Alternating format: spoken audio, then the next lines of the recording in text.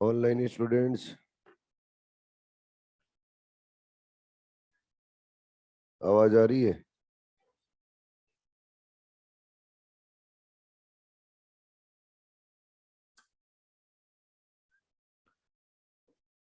Okay, good morning.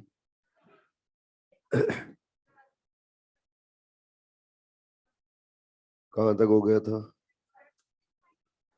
Krebs cycle के बारे में बात हो गई थी।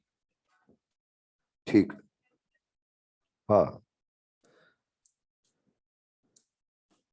जब हम एरोबिक रेस्पिरेशन स्टार्ट करते हैं तो सबसे पहले हम रन करते हैं ग्लाइकोलाइसिस पाथवे।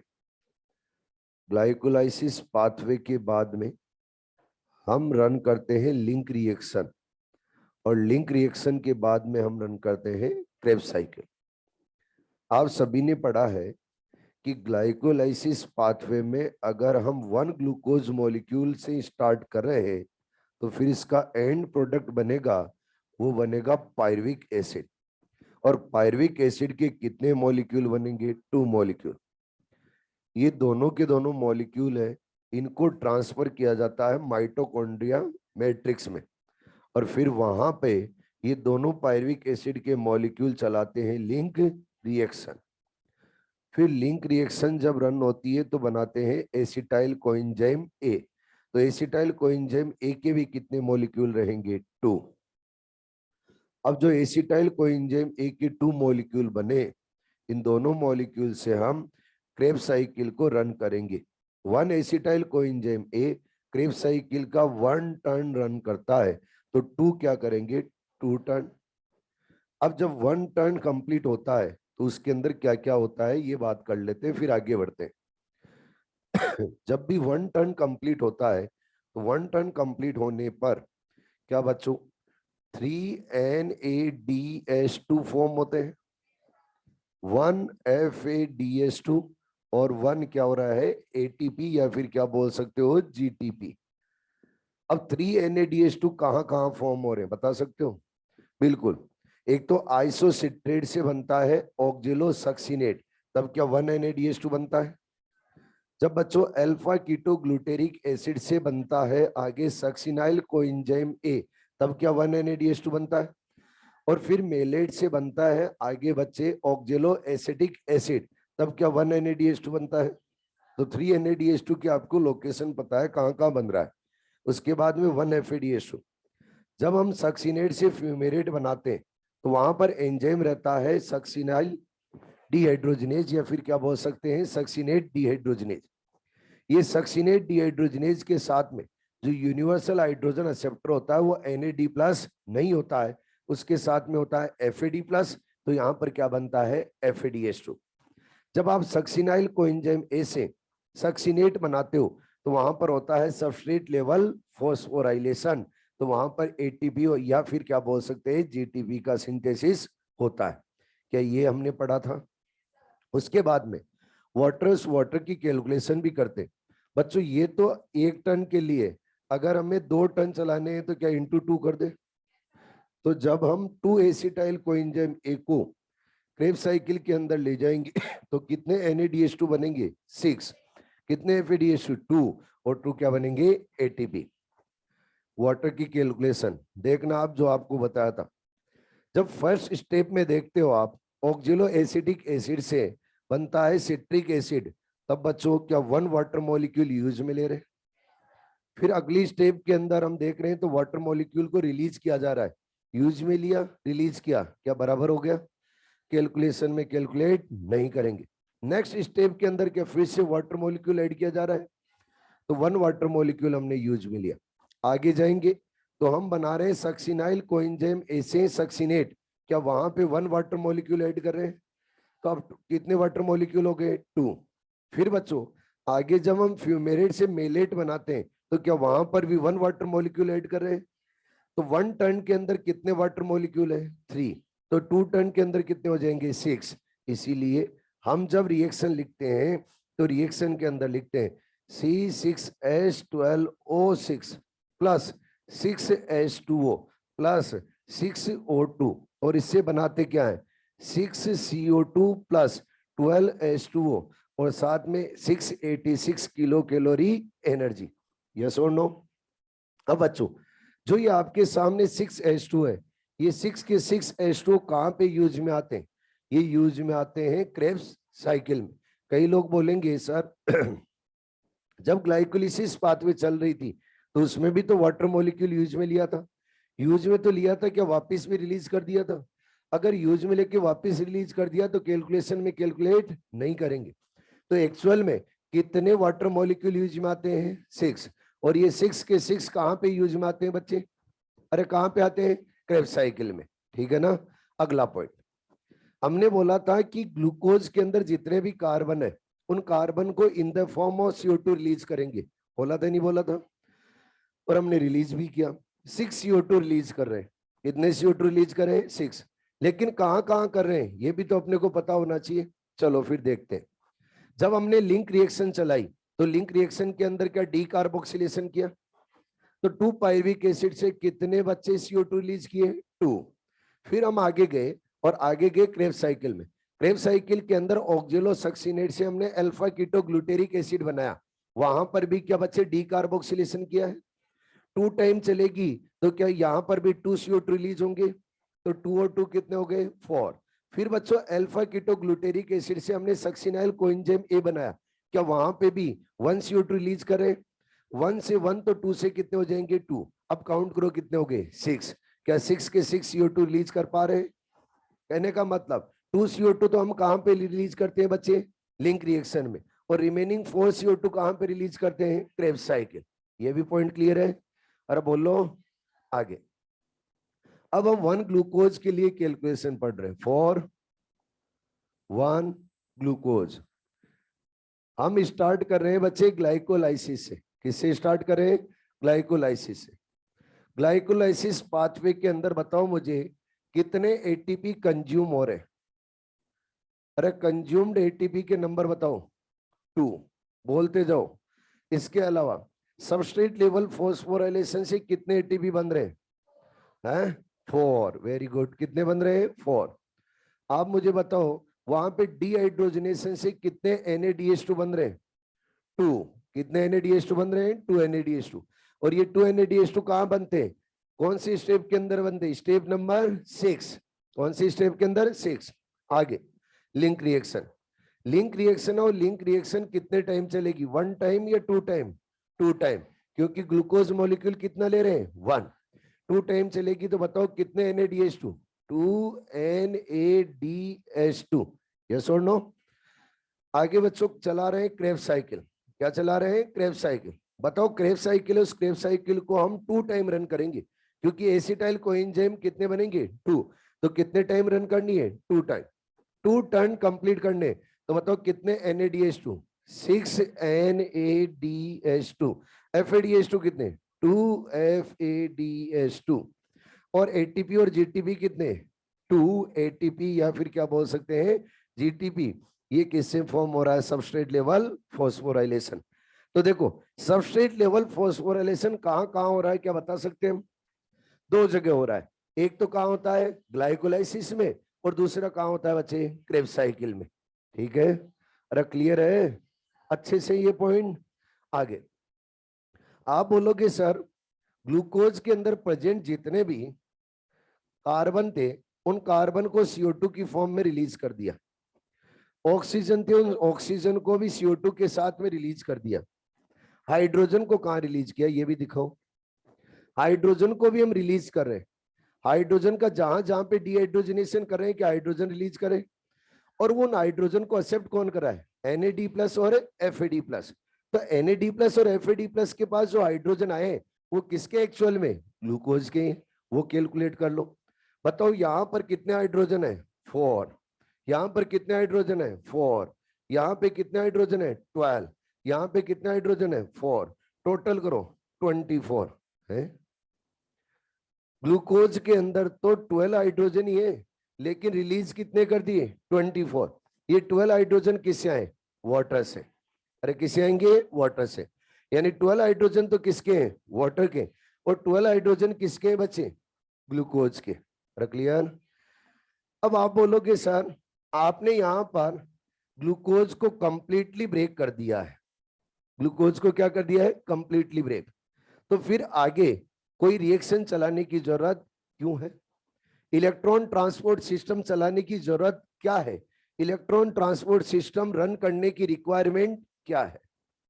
क्योंकि हम तो ये बोल रहे थे कि ग्लूकोज का जब कंप्लीट ब्रेकडाउन हो जाएगा तो एरोबिक क्या हो जाएगा, कंप्लीट। हमने क्रेब साइकिल तक आते आते ग्लूकोज के अंदर जितने भी कार्बन थे उन कार्बन को in the form of CO2 release कर दिया, और हाइड्रोजन थे उन हाइड्रोजन को भी बचे रिलीज कर दिया। तो फिर आगे रन क्यों करें? देखो रेस्पिरेशन रन करने का अपना इंपॉर्टेंस क्या है? इंपॉर्टेंस ये है कि हम एनर्जी, उस एनर्जी का प्रोडक्शन कर सके, और एनर्जी, उस एनर्जी की करेंसी क्या है, एटीपी। बच्चों यहां पर जब हम एटीपी देखेंगे तो एटीपी के नंबर तो बहुत कम बनाए हमने, एटीपी तो बहुत कम सिंथेसाइज किए, लेकिन NADH2 और FADH2 बहुत सारे सिंथेसाइज किए। क्या NADH2 और FADH2 के पास में भी एनर्जी है? बिल्कुल एनर्जी है, और वो एनर्जी कौन सी है? क्या ऑक्सीडेटिव एनर्जी है? जब भी हमने रिएक्शन के अंदर ऑक्सीडेशन किया और ऑक्सीडेशन से जो हाइड्रोजन रिलीज हुए, उन हाइड्रोजन को एक्सेप्ट किसने किया है, NAD और FAD ने, यस और नो? तो NADH2 और FADH2 के पास जो हाइड्रोजन है उन हाइड्रोजन के पास में बच्चे ऑक्सीडेशन वाली एनर्जी है, लेकिन हम NADH2 और FADH2 को डायरेक्टली एनर्जी की फॉर्म में यूटिलाइज नहीं कर सकते, क्योंकि एनर्जी करेंसी क्या है, एटीपी। तो फिर क्या किया जाए? जितने भी ये NADH2 और FADH2 है इनको ले जाएंगे बच्चे ETS में, और ETS में ले जाके इन NADH2 और FADH2 को कन्वर्ट कर देंगे ATP में। जब बच्चे ATP में कन्वर्ट कर देंगे तब जाके हमें कंप्लीट एनर्जी मिलेगी। अगर कंप्लीट एनर्जी मिलेगी तो क्या हमें ETS को भी रन करना जरूरी है? क्यों है रन करना जरूरी? क्योंकि हमें जो एनर्जी, उस एनर्जी को किस में कन्वर्ट करना है, एटीपी में। क्यों करना है? क्योंकि अपनी बॉडी है वो एनर्जी को अगर यूटिलाइज करेगी तो फॉर्म में, एटीपी की फॉर्म में। अरे ठीक है, ये पॉइंट क्लियर है? तो बच्चों अब आगे स्टार्ट करने जा रहे हैं इलेक्ट्रॉन ट्रांसपोर्ट सिस्टम। जब इलेक्ट्रॉन ट्रांसपोर्ट सिस्टम की बात की जाए तो इलेक्ट्रॉन ट्रांसपोर्ट सिस्टम क्यों रन किया जा रहा है वो रीजन आप लोगों को एक एक करके समझाऊंगा। अभी पहले लिखने की जरूरत है क्या? जल्दी लिखना मत, लिखने के लिए कहाँ टाइम है, जल्दी करो, चैप्टर कंप्लीट करें।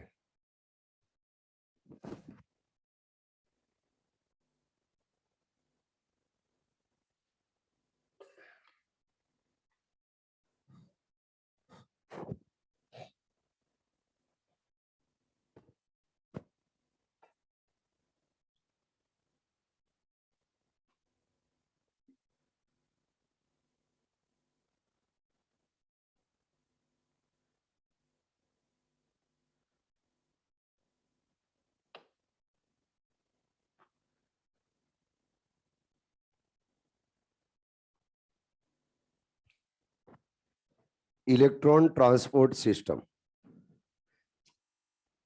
इलेक्ट्रॉन ट्रांसपोर्ट सिस्टम की हेल्प से यहां पर हम एटीपी, उस एटीपी का सिंथेसिस करेंगे, और रेस्पिरेशन के अंदर एक्चुअल में देखा जाए तो NADH2 और FADH2 की एनर्जी को जब एटीपी में कन्वर्ट किया जाता है तो किसकी हेल्प से किया जाता है, इलेक्ट्रॉन ट्रांसपोर्ट सिस्टम की हेल्प से। इसमें क्या करते हैं, जो इलेक्ट्रॉन है उन इलेक्ट्रॉन को मेम्ब्रेन के अंदर मूव करवाते हैं, और जब इलेक्ट्रॉन मेम्ब्रेन में मूव करेंगे तो वो अपनी एनर्जी उसको रिलीज करते हुए आगे बढ़ेंगे, उस एनर्जी को कैप्चर करेंगे और बच्चों बना देंगे एटीपी। अब आप बोलोगे इलेक्ट्रॉन आएगा कहां से? बच्चों जब हम इलेक्ट्रॉन और प्रोटॉन की बात करें तो हमने जब पहले रेस्पिरेशन को रन किया है तो हमने बनाए हैं NADH2।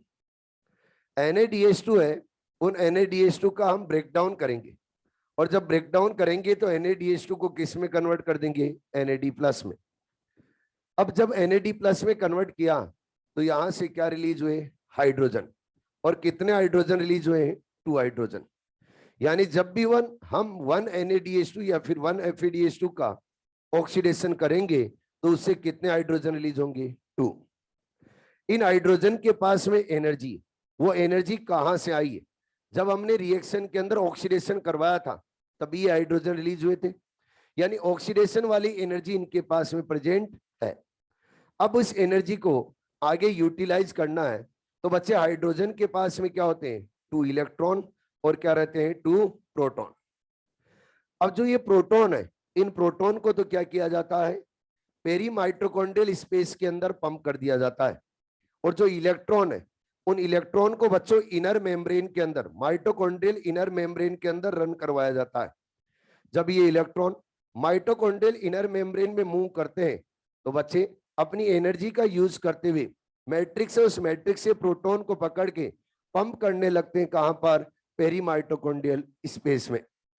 जब पेरी माइटोकॉन्ड्रियल स्पेस के अंदर ये इलेक्ट्रॉन मूव करते हुए प्रोटॉन को अगर पंप करते रहेंगे तो क्या पेरी माइटोकॉन्ड्रियल स्पेस के अंदर प्रोटॉन और प्रोटॉन का ग्रेडिएशन डेवलप हो जाएगा?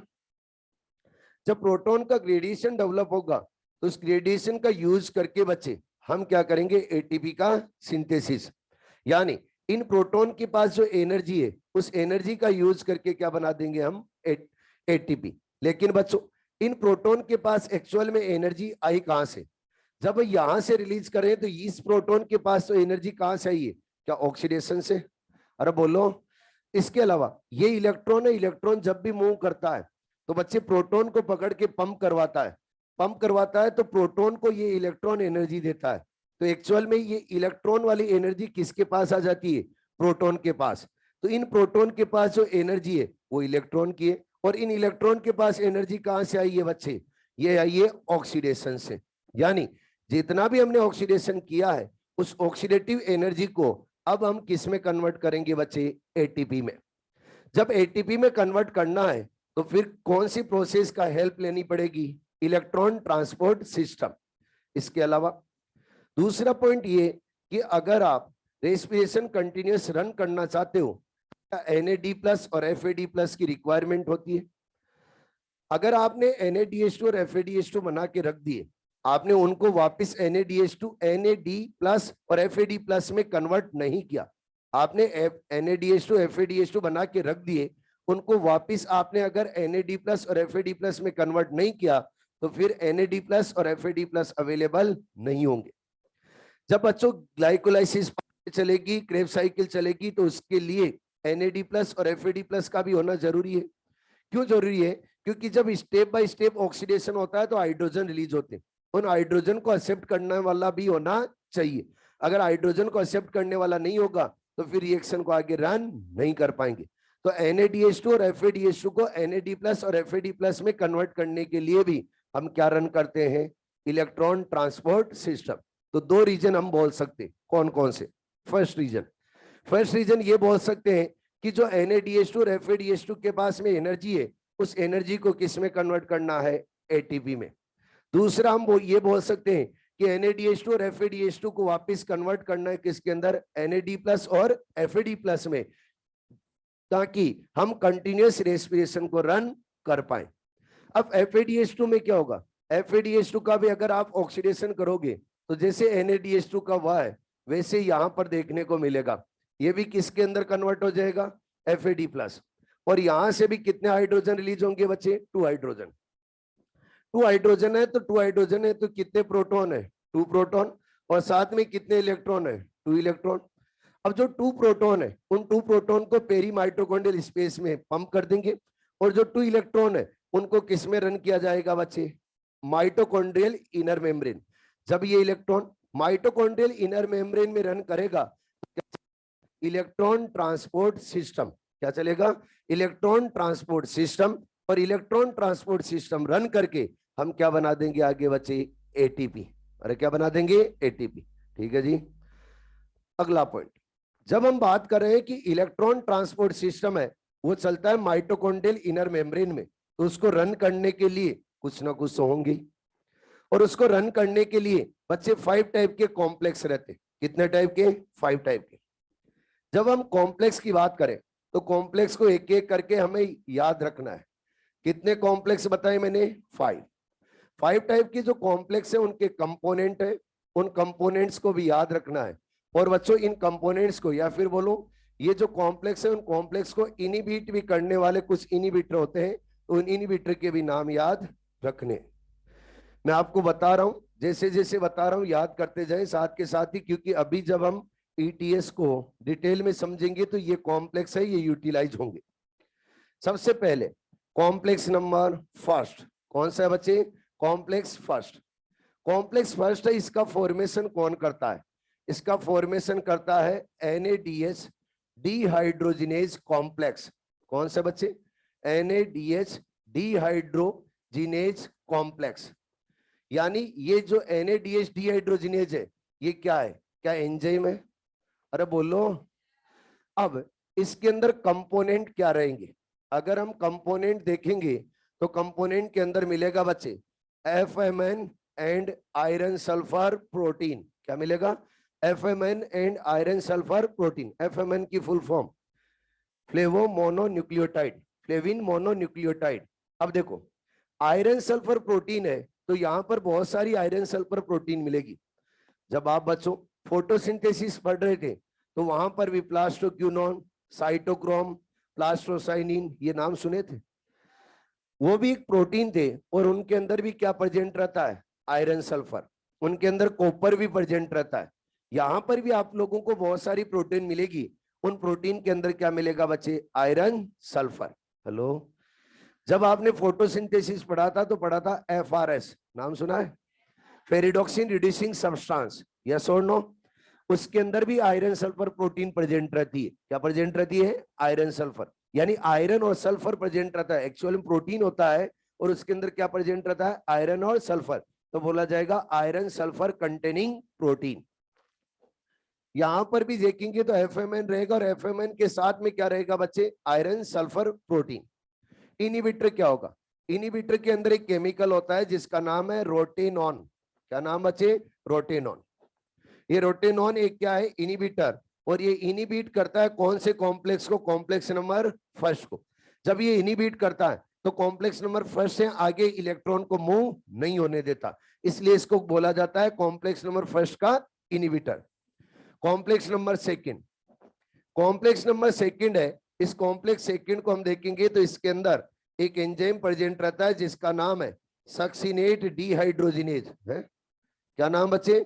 Succinate dehydrogenase. नाम सुना है क्या? Succinate dehydrogenase. आप लोगों को बताया था कि सक्सिनेट डिहाइड्रोजिनेज रन करता है क्रेब्स साइकिल को, और ये माइटोकॉन्ड्रियल मैट्रिक्स में नहीं मिलके कहां मिलता है? Mitochondrial inner membrane. बच्चों ये क्रेब्स साइकिल तो रन करता ही करता है, साथ में ही ये ETS है, उस ETS के अंदर भी कॉम्प्लेक्स नंबर सेकंड बनाता है, यानी ETS को भी रन करने में क्या करेगा? हेल्प। इसके अंदर अगर कंपोनेंट देखेंगे तो कंपोनेंट में मिलेगा बच्चे FAD और साथ में मिलेगा आयरन सल्फर प्रोटीन, और इसका इनिबिटर नहीं होता है। आगे बात करें तो कॉम्प्लेक्स नंबर थर्ड कौन सा है? Complex third. कॉम्प्लेक्स थर्ड के अंदर देखेंगे तो आपको एंजाइम मिलेगा, वो मिलेगा साइटोक्रोम C ऑक्सीडेज। कौन सा मिलेगा? Cytochrome C oxidase, sorry cytochrome C reductase, sorry cytochrome C reductase. और ये साइटोक्रोम C रिडक्टेज है, ये कौन से कॉम्प्लेक्स का फॉर्मेशन करता है? थर्ड। इसके अंदर आप लोगों को 2 टाइप के साइटोक्रोम मिलेंगे, एक तो मिलेगा साइटोक्रोम B और दूसरा मिलेगा साइटोक्रोम C1। ये दोनों मिलके कौन सा कॉम्प्लेक्स बनाते हैं? Complex number third. और कॉम्प्लेक्स नंबर थर्ड है, इसका बच्चे जो इनिबिटर रहेगा वो रहेगा एंटीमाइसिन। क्या नाम है? एंटीमाइसिन। ये केमिकल होते हैं जो क्या करते हैं? इनको इनिबिट कर देते हैं तो आगे इलेक्ट्रॉन मूव नहीं कर पाएंगे। नेक्स्ट बच्चों कॉम्प्लेक्स है, उसका नाम है कॉम्प्लेक्स फोर्थ। और कॉम्प्लेक्स फोर्थ है, इसका फॉर्मेशन करता है, उसका नाम है साइटोक्रोम C ऑक्सीडेज। क्या नाम है? Cytochrome C oxidase. और यहां पर आप लोगों को कंपोनेंट के अंदर मिलेंगे cytochrome A and cytochrome A3 and बच्चों 2 कॉपर सेंटर। क्या मिलते हैं? 2 कॉपर सेंटर मिलते हैं। 2 कॉपर सेंटर का मतलब क्या है? 2 कॉपर प्रोटीन होती है जो बच्चों क्या करती है? इलेक्ट्रॉन को रिसीव करके आगे ट्रांसफर करती है, तो उनको क्या बोला जाता है? 2 कॉपर सेंटर। कॉम्प्लेक्स नंबर 4 को इनिबिट करने के लिए रेस्पॉन्सिबल होता है साइनाइड एंड कार्बन मोनोऑक्साइड। याद रखना कौन कौन सा है? Cyanide and carbon monoxide. नाम सुना है क्या आप लोगों ने साइनाइड का? और क्या कार्बन मोनोऑक्साइड का भी नाम सुना है? आपने तो ये भी सुना होगा कि साइनाइड का आज तक किसी ने टेस्ट नहीं बताया। यही रीजन है, साइनाइड जब भी कोई खा लेता है तो रेस्पिरेशन के ड्यूरिंग जो ईटीएस चलता है, उस ईटीएस के कॉम्प्लेक्स नंबर 4 को क्या कर देता है? इनिबिट। जब इनिबिट करेगा तो एकदम से बच्चों रेस्पिरेशन स्टार्ट होता है, सॉरी स्टॉप होता है, और जब स्टॉप होता है तो स्टॉप होते ही क्या हो जाती है? डेथ। आप लोगों ने यह भी देखा होगा कि कई लोग घर में आग जला लेते सर्दियों के अंदर और गेट बंद करके सो जाते, सुबह निपटे हुए मिलते। क्या होता है उसके अंदर? कार्बन मोनोऑक्साइड है, वो कार्बन मोनोऑक्साइड कॉम्प्लेक्स नंबर 4 है, उसके ऊपर अटैच होती है और रेस्पिरेशन को करती है स्टॉप, और स्टॉप हो जाएगा तो फिर वो भी राम का प्यारा हो जाएगा। आगे कॉम्प्लेक्स नंबर 5, कॉम्प्लेक्स नंबर 5 है। इस कॉम्प्लेक्स नंबर 5 का फॉर्मेशन करेगा बच्चे एक एंजाइम, और उस एंजाइम का नाम है एटीपी सिंथेज। नाम सुना है क्या? इसी को बोला जाता है एटीपेज। और बच्चों यही क्या है? ऑक्सीसोम। और इस ऑक्सीसोम के कंपोनेंट क्या होंगे? क्या F0 F1? अरे बोलो। और इसको इनिबिट करने वाला होता है ओलिगोमाइसिन। कौन होता है? ओलिगोमाइसिन। तो अब इधर ध्यान दो, सारे पेन रख दो, लगे हुए हैं, आंखें बंद कर गए। कॉम्प्लेक्स नंबर फर्स्ट है, इसके अंदर एंजाइम कौन सा बताओ जल्दी से? NADS डिहाइड्रोजिनेज, ठीक है। Second number succinate dehydrogenase. Third number cytochrome C reductase. Complex number 4 cytochrome C oxidase. Complex number 5 ATP synthase ATPase oxysome, ठीक है। अब देखो इनिबिटर सभी के याद नहीं कर पाओ तो कोई बात नहीं है, लेकिन एक के तो इनिबिटर जरूर याद रखना। कौन से? कॉम्प्लेक्स नंबर 4 के। अरे किसके? कॉम्प्लेक्स नंबर 4 के। तो कॉम्प्लेक्स नंबर 4 है, उसके इनिबिटर आप लोगों को याद रहने चाहिए। क्या क्या है? साइनाइड एंड कार्बन मोनोऑक्साइड, ठीक है जी। अब देखो, जब बच्चों रेस्पिरेशन हम रन करेंगे तो ये कॉम्प्लेक्स है, ये कॉम्प्लेक्स वर्क करेंगे और इलेक्ट्रॉन को आगे रन करवा के हम एटीपी का सिंथेसिस करेंगे। जब एटीपी का सिंथेसिस करना है तो हमें केमियोस्मोटिक हाइपोथेसिस की हेल्प लेनी पड़ेगी, जो आपने फोटोसिंथेसिस में पढ़ी थी। वैसे ही हम क्या करेंगे, मेम्ब्रेन के एक साइड H+ आयन की कंसंट्रेशन को हाई करेंगे और एक साइड बच्चों कंसंट्रेशन को बना देंगे लो। तो फिर H+ आयन को higher concentration to lower concentration हम ट्रांसफर करेंगे। तो फिर ये H+ आयन अपनी एनर्जी को रिलीज करते हुए आगे बढ़ेंगे, तो इन एनर्जी को हम ट्रेप करेंगे और क्या बना देंगे बच्चे? एटीपी। जब हम यहां पर 5 कॉम्प्लेक्स पढ़ रहे तो इन 5 कॉम्प्लेक्स में कॉम्प्लेक्स नंबर 5 है, ये कॉम्प्लेक्स नंबर 5 बच्चों ऊपर दिए गए जो ये 4 कॉम्प्लेक्स है इनसे रहता है एसोसिएट। क्यों रहता है? क्योंकि ये जब कॉम्प्लेक्स काम करेंगे 1 to 4 तो ये H+ आयन की कंसंट्रेशन को पेरी माइटोकॉन्ड्रियल स्पेस के अंदर करेंगे इंक्रीज। फिर पेरी माइटोकॉन्ड्रियल स्पेस में जो H+ आयन की कंसंट्रेशन इंक्रीज हुई है उसको हम ब्रेक करेंगे, तो किससे करेंगे? कॉम्प्लेक्स नंबर 5 से, यानी ऑक्सीसोम से होते हुए वो ब्रेक होती है, तो बोला जाता है कॉम्प्लेक्स नंबर 5 है, ये एसोसिएटेड रहता है कॉम्प्लेक्स नंबर 1 to 4। अरे ठीक है, अरे हेलो, समझ में तो आ रहा है क्या? आगे आगे बात करें तो हमने यहां पर बहुत सारी आयरन सल्फर प्रोटीन की बात की। आप बोलोगे सर सारी आयरन सल्फर प्रोटीन हो जाएगी तो फिर इलेक्ट्रॉन कैसे ट्रांसफर होंगे? बच्चों जो आयरन सल्फर प्रोटीन होती है, उन आयरन सल्फर प्रोटीन के अंदर जो आयरन होता है उस आयरन के ऊपर वेरिएबल वैलेंसी रहती है। एक अगर Fe+2 है तो दूसरे के अंदर क्या रहेगा? Fe+3। तो क्या इलेक्ट्रॉन और इलेक्ट्रॉन इजीली ट्रांसफर हो पाएंगे? अरे बोलो।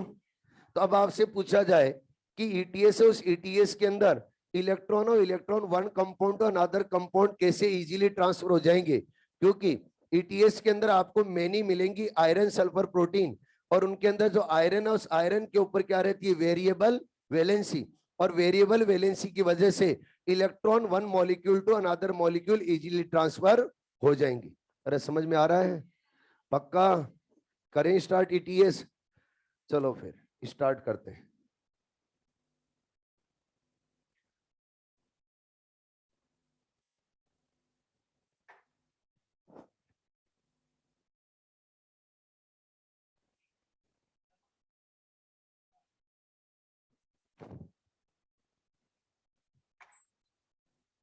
लिख लिया, वेरी गुड।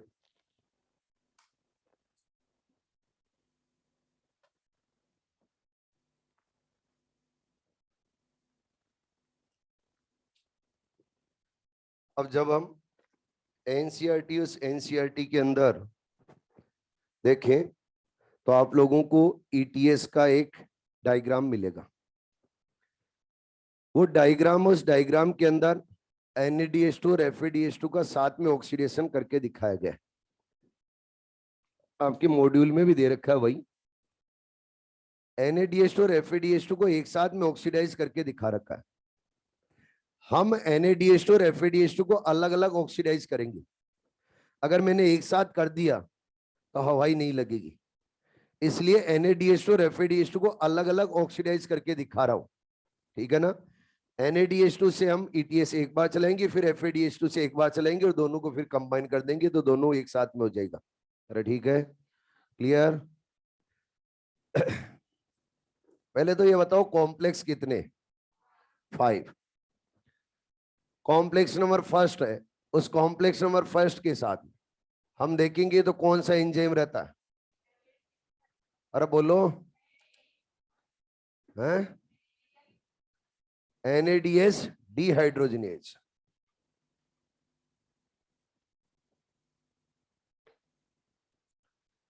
ये आपके सामने मैंने बनाई है माइटोकॉन्ड्रियल आउटर मेम्ब्रेन।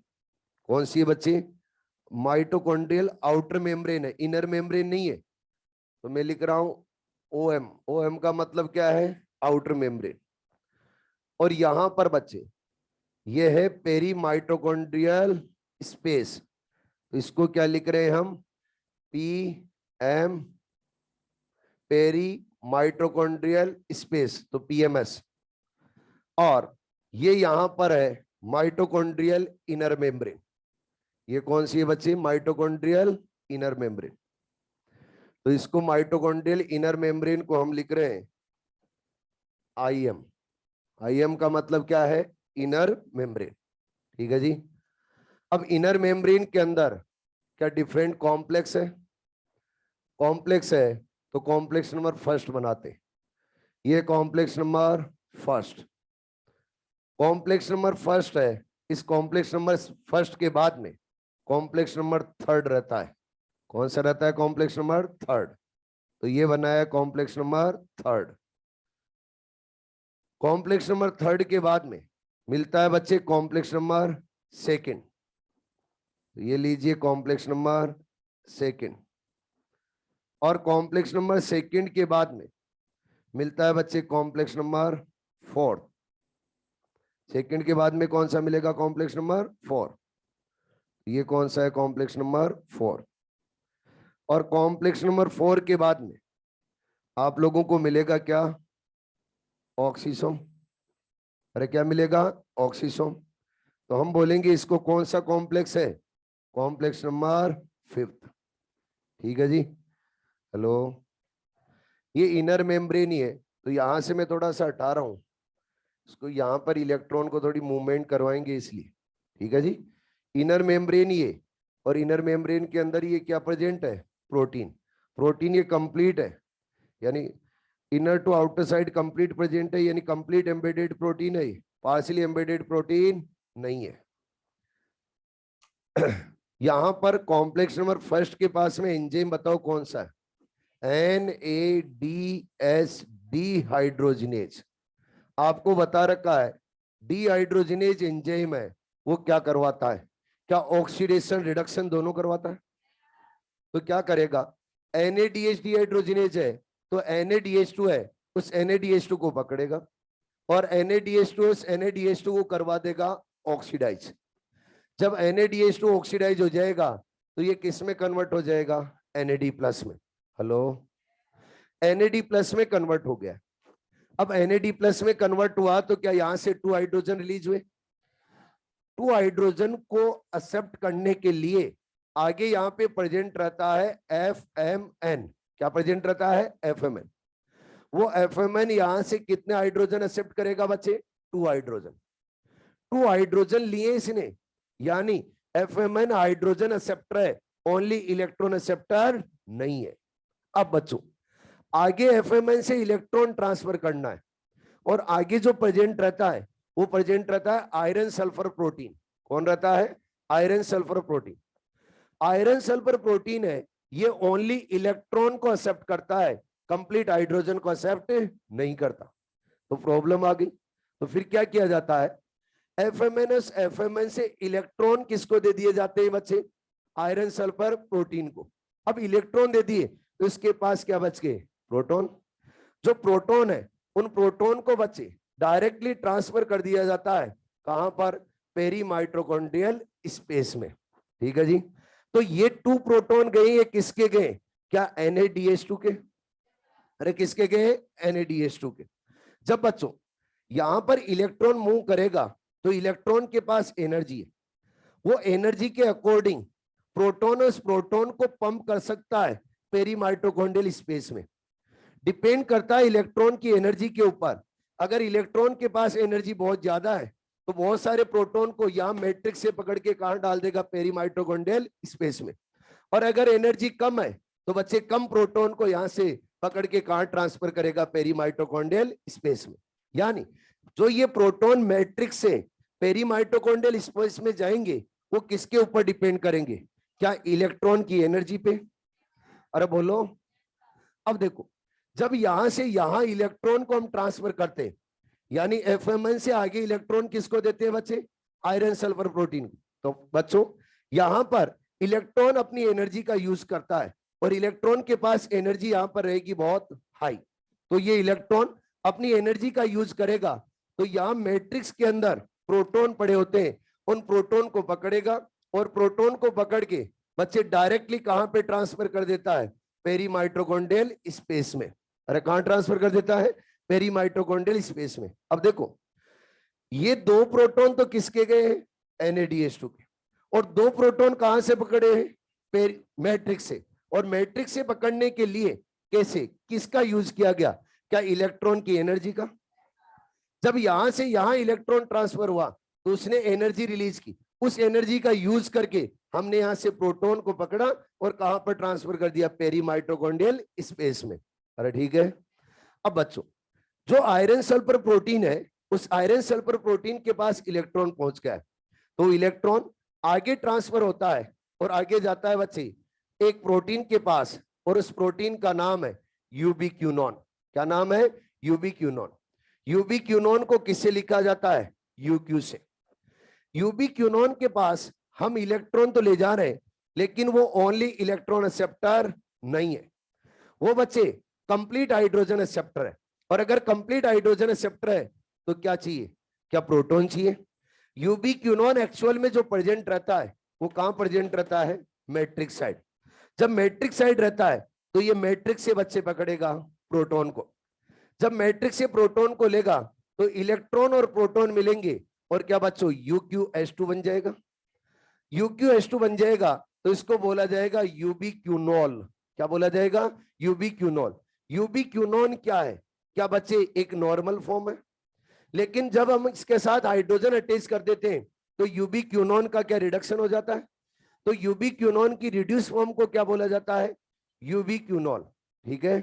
अब यूबिक्विनोल है, जब भी बच्चे यूबिक्विनोन हाइड्रोजन एक्सेप्ट करता है तो ये मूवमेंट करता हो, मेम्ब्रेन में मूवमेंट करता हुआ कहां जाता है? Peri mitochondrial space side. इधर जाता है peri mitochondrial space side. Peri mitochondrial space side जाएगा, और यहां पे जाने के बाद में आगे इलेक्ट्रॉन है, उन इलेक्ट्रॉन को ट्रांसफर करता है, और इलेक्ट्रॉन को ट्रांसफर करता है बच्चे साइटोक्रोम बी को। अरे किसको करता है? साइटोक्रोम बी को। साइटोक्रोम बी को ओनली इलेक्ट्रॉन क्यों ट्रांसफर कर रहा है? क्योंकि साइटोक्रोम बी है ये ओनली इलेक्ट्रॉन एक्सेप्टर है, कंप्लीट हाइड्रोजन एक्सेप्टर नहीं है। अगर बच्चों ये ओनली इलेक्ट्रॉन एक्सेप्टर है तो इलेक्ट्रॉन तो आगे किसको दे दिए जाएंगे? साइटोक्रोम बी को। तो इसके पास क्या बच गए? क्या प्रोटॉन। उन प्रोटॉन को कहां पंप कर दिया जाता है? पेरी माइटोकॉन्ड्रियल स्पेस में। अब देखो जरा, जब भी यूबिक्विनोन के पास में इलेक्ट्रॉन आता है तो क्या ये प्रोटॉन लेता है मैट्रिक्स से? ये यहां पर क्या है बच्चे? मैट्रिक्स। मैट्रिक्स है, उस मैट्रिक्स से क्या ले रहा है? प्रोटॉन। प्रोटॉन लेने के बाद में ये रिड्यूस हो जाता है, रिड्यूस होते ही क्या ये यहां पेरी माइटोकॉन्ड्रियल स्पेस साइड जाता है, और पेरी माइटोकॉन्ड्रियल स्पेस साइड जाके इलेक्ट्रॉन और प्रोटॉन को करवाता रिमूव और वापिस मूवमेंट करता हुआ कहां चला जाता है, मैट्रिक्स साइड। तो जब भी इसके पास हाइड्रोजन आएगा तुरंत क्या बच्चों पेरी माइटोकॉन्ड्रियल स्पेस साइड जाएगा। जब हाइड्रोजन रिमूव हो जाएगा तो क्या वापिस मैट्रिक्स साइड चला जाएगा। तो क्या ये मेम्ब्रेन के अंदर मूव करते हुए हाइड्रोजन को कैरी कर रहा है, तो इसको बोला जाएगा मोबाइल हाइड्रोजन कैरियर। तो बच्चों रेस्पिरेशन का मोबाइल हाइड्रोजन कैरियर क्या है, यूबीक्यू नॉट। फोटोसिंथेसिस का मोबाइल हाइड्रोजन कैरियर क्या है, प्लास्टोक्यूनॉन। क्या है, प्लास्टोक्यूनॉन। क्लियर। आगे बच्चों साइटोक्रोम बी है, उस साइटोक्रोम बी से आगे इलेक्ट्रॉन जाता है आयरन सल्फर प्रोटीन के पास में। किसके पास जाता है, आयरन सल्फर प्रोटीन के पास। और आयरन सल्फर प्रोटीन से आगे इलेक्ट्रॉन जाता है साइटोक्रोम C1 के पास में। कहां जाएगा बच्चे, साइटोक्रोम C1 के पास।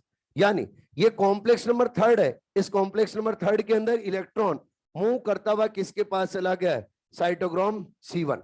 अब बच्चों जब NaDH2 का ऑक्सीडेशन किया जाता है तो फिर कॉम्प्लेक्स नंबर 2 वर्क नहीं करता, कॉम्प्लेक्स नंबर 2 वर्क नहीं करता है। अगर नहीं करता है तो कॉम्प्लेक्स नंबर 3 से इलेक्ट्रॉन को कहां तक ले जाना है, कॉम्प्लेक्स नंबर 4 तक। क्या कॉम्प्लेक्स नंबर 3 और 4 के बीच में एक बच्चे अदर कॉम्प्लेक्स आ रहा है, तो अब क्या करना पड़ेगा, कोई ऐसा प्रोटीन लाना पड़ेगा जो मेम्ब्रेन के अंदर मूव करते हुए इलेक्ट्रॉन को one complex to another complex transfer कर दे। यस और नो। और बच्चों एक ऐसा ही स्मॉल मोइटी रहता है, यानी एक स्मॉल प्रोटीन रहता है, उस प्रोटीन का नाम है साइटोक्रोम सी। क्या नाम है, साइटोक्रोम सी। ये जो साइटोक्रोम सी है, ये साइटोक्रोम सी बच्चे इलेक्ट्रॉन लेगा किससे, साइटोक्रोम C1 से। इलेक्ट्रॉन लेने के बाद में आगे इस मेम्ब्रेन के अंदर मूव करता है और मूव करता हुआ कहां तक जाता है, कॉम्प्लेक्स नंबर 4 तक। और कॉम्प्लेक्स नंबर 4 तक जाने के बाद में कॉम्प्लेक्स नंबर 4 को देता है इलेक्ट्रॉन, और इलेक्ट्रॉन देने के बाद में वापस मूव करता हुआ कहां चला जाता है, कॉम्प्लेक्स नंबर 3 के पास। क्या ये ऐसा प्रोटीन है जो मेम्ब्रेन में मूव करते हुए इलेक्ट्रॉन को ट्रांसफर कर रहा है, तो इसको क्या नाम दिया जाए, मोबाइल इलेक्ट्रॉन कैरियर। ये हाइड्रोजन को कैरी नहीं कर रहा है। तो याद रखना रेस्पिरेशन के अंदर जब हम मोबाइल कैरियर देखेंगे तो 2 टाइप के मिलेंगे। एक तो बच्चों मिलेगा मोबाइल हाइड्रोजन कैरियर और दूसरा मिलेगा ओनली इलेक्ट्रॉन कैरियर। जो मोबाइल हाइड्रोजन कैरियर है उसका नाम क्या है, यूबीक्यूनॉन। और जो बच्चों ओनली मोबाइल इलेक्ट्रॉन कैरियर है उसका नाम क्या है, साइटोक्रोम सी। क्लियर, समझ में तो आ रहा है ना। आगे जो इलेक्ट्रॉन बच्चों साइटोक्रोम सी से आए कॉम्प्लेक्स नंबर 4 के अंदर, उनको एक कॉपर मॉलिक्यूल है वो रिसीव करता है, इसको नाम दिया जाता है कॉपर ए। अरे क्या नाम दिया जाता है, कॉपर ए। उसके बाद ये इलेक्ट्रॉन आगे ट्रांसफर होता है और जाता है साइटोक्रोम ए के पास, और साइटोक्रोम ए से आगे ट्रांसफर होता है साइटोक्रोम A3 के पास, और फिर A3 से बच्चों आगे ट्रांसफर होता है और जाता है कॉपर बी के पास। यानी यहां पर कॉम्प्लेक्स नंबर 4 के अंदर इलेक्ट्रॉन और इलेक्ट्रॉन आगे मूव करता हुआ कहां तक चला गया है, अरे बोलो, कॉपर बी तक। कहां तक गया है, कॉपर बी तक। अब देखो यहां पर अच्छे से आप दो पॉइंट अच्छे से सुनना। मैंने बोला था कॉम्प्लेक्स नंबर जो 3 है उसके अंदर जो एंजाइम रहता है वो कौन सा रहता है, क्या साइटोक्रोम सी रिडक्टेज, अरे बोलो। और यहां पर कौन सा रहता है, साइटोक्रोम सी ऑक्सीडेज। कैसे बोला है मैंने, साइटोक्रोम सी रिडक्टेज। ये आगे बच्चों इलेक्ट्रॉन को मूव करवाते हुए क्या करें, रिडक्शन। लेकिन यहां पर ये क्या करवाएंगे, आगे ऑक्सीडेशन। किसका, वाटर को फाइनली ये क्या दे देंगे, इलेक्ट्रॉन। और वाटर को इलेक्ट्रॉन देके बच्चे कंप्लीटली अपनी रिएक्शन को क्या करवा देंगे, कंप्लीट। कैसे इलेक्ट्रॉन देंगे, क्या होगा वो समझो।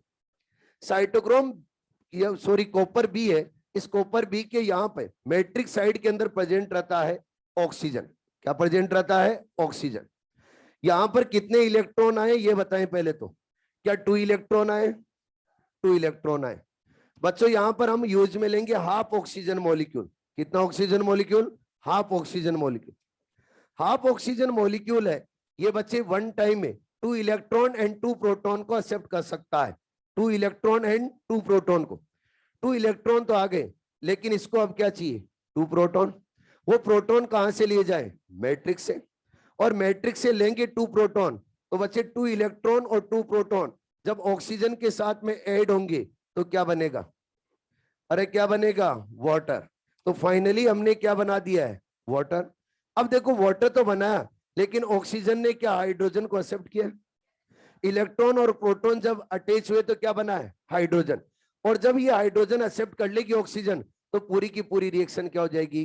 कंप्लीट। अब बताओ, एरोबिक रेस्पिरेशन का फाइनल हाइड्रोजन एक्सेप्टर कौन है? ऑक्सीजन। अरे कौन होगा? ऑक्सीजन। एक पॉइंट और अच्छे से सुनो, जब यहां पर हम 1 NaDH2 का ऑक्सीडेशन करते, तो बताओ कितने वाटर मॉलिक्यूल फॉर्म होते? 1। और कितने ऑक्सीजन मॉलिक्यूल यूज में आते हैं? हाफ। और हम बोल सकते हैं क्या 1 ऑक्सीजन एटम यूज में आ रहा? अरे बोलो, आगे सुनो, जब ऐसे ही हम रिएक्शन चलाएंगे तो क्या बचे? पेरी माइटोकॉन्ड्रियल स्पेस के अंदर H+ आयन की कंसंट्रेशन हाई हो जाएगी। जब H+ आयन की कंसंट्रेशन हाई हो जाएगी, तो मैट्रिक्स के अंदर H+ आयन की कंसंट्रेशन क्या हो जाएगी? लो। अब जब लो हो जाएगी, तो फिर हमने क्या किया? पेरी माइटोकॉन्ड्रियल स्पेस के अंदर प्रोटॉन ग्रेडियंट डेवलप कर लिया।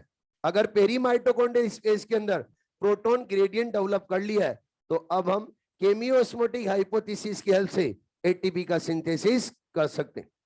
अभी तो हमने क्या किया है? इलेक्ट्रॉन को रन करवाया। इलेक्ट्रॉन को जब मेम्ब्रेन में रन करवाते तो क्या चलता है?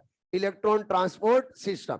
इलेक्ट्रॉन ट्रांसपोर्ट सिस्टम रन करवा के पेरी माइटोकॉन्ड्रियल स्पेस के अंदर क्या H+ आयन की कंसंट्रेशन को हाई बना दिया है, और बच्चों मैट्रिक्स के अंदर बना दिया है लो।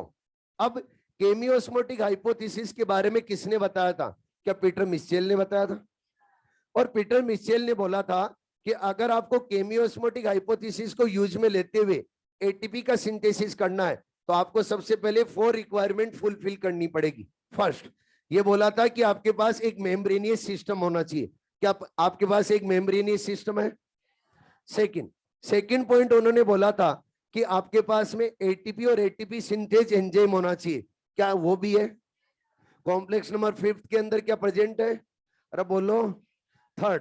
थर्ड की बात करें तो थर्ड पॉइंट उन्होंने ये बताया था कि आपके पास एक सूटेबल प्रोटॉन पंप होना चाहिए। बिल्कुल है, यहाँ पे सूटेबल प्रोटॉन पंप क्या है? यूबिक्यूनॉन। अरे क्लियर। फोर्थ रिक्वायरमेंट उन्होंने बताई थी कि आपके पास में प्रोटॉन ग्रेडियंट डेवलप होना चाहिए। तो बोला था क्रिएशन ऑफ प्रोटॉन ग्रेडियंट। जो क्रिएशन ऑफ प्रोटॉन ग्रेडियंट है, वो भी हमने क्या कर लिया है? डेवलप। तो क्या हम केमियोस्मोटिक हाइपोथेसिस को यूज में लेते हुए क्या एटीपी का सिंथेसिस कर सकते हैं? एटीपी का सिंथेसिस कर सकते हैं। तो ये जो H+ आयन है, ये H+ आयन बच्चों अपनी higher concentration to lower concentration move करते हुए कहां जाएंगे? Peri mitochondrial space to matrix. कहां जाएंगे? Peri mitochondrial space to matrix. जब peri mitochondrial space to matrix जाएंगे, तो ये H+ आयन जब भी इस हेड से टकराते हैं, तो हेड से टकराते ही बच्चे अपनी एनर्जी को ये H+ आयन किसको दे देते हैं? हेड को। जब हेड को दे देते हैं, तो हेड के अंदर होते हैं कन्फर्मेशनल चेंजेस। जब कन्फर्मेशनल चेंजेस होंगी, तो हेड से बाहर यहाँ पे एनर्जी रिलीज होगी। उस एनर्जी को एक्सेप्ट करने के लिए आता है इनऑर्गेनिक फॉस्फेट। इनऑर्गेनिक फॉस्फेट जब एनर्जी रिसीव कर लेता है, तो उसको बच्चे एटीपी के साथ में बाइंड कर देते हैं और बना देते हैं एटीपी। बताओ, क्या यहाँ पे फॉस्फोराइलेशन हुआ है? अरे बोलो, क्या हुआ है? फॉस्फोराइलेशन। लेकिन इस फॉस्फोराइलेशन के लिए एनर्जी कहां से आई है, वो भी देखो। क्या NaDH2 के पास हाइड्रोजन है? और ये हाइड्रोजन कहां से आए? क्या ऑक्सीडेशन से आए? जब हमने रिएक्शन के अंदर ऑक्सीडेशन करवाया, डिहाइड्रोजनेशन करवाया था, वो हाइड्रोजन रिलीज हुए थे। उन हाइड्रोजन को एक्सेप्ट किसने किया था? NAD ने। और वो किस में कन्वर्ट हुआ था? NaDH2 में। अब उन्हीं NaDH2 का यहां पर ऑक्सीडेशन कर रहे हैं, फिर से ऑक्सीडेशन कर रहे हैं। तो NaDH2 के पास में क्या ऑक्सीडेशन वाली एनर्जी है? अरे बोलो। और NaDH2 में किसके पास है? हाइड्रोजन के पास। हाइड्रोजन जब रिलीज होगा, तो हाइड्रोजन, उस हाइड्रोजन से प्रोटॉन को तो हमने कहां पंप करवा दिया? पेरी माइटोकॉन्ड्रियल स्पेस में। क्या इलेक्ट्रॉन को यहां मेम्ब्रेन में रन करवाया? तो इलेक्ट्रॉन के पास में भी क्या बच्चे ऑक्सीडेशन वाली एनर्जी है? वो इलेक्ट्रॉन है, वो इलेक्ट्रॉन आगे मूव कर रहा है और मूवमेंट कर रहा है कंटिन्यूअस, और ऑक्सीडेशन वाली एनर्जी का यूज करते हुए प्रोटॉन को बच्चे मैट्रिक्स के पकड़ के क्या पेरी माइटोकॉन्ड्रियल स्पेस में पंप कर रहा है?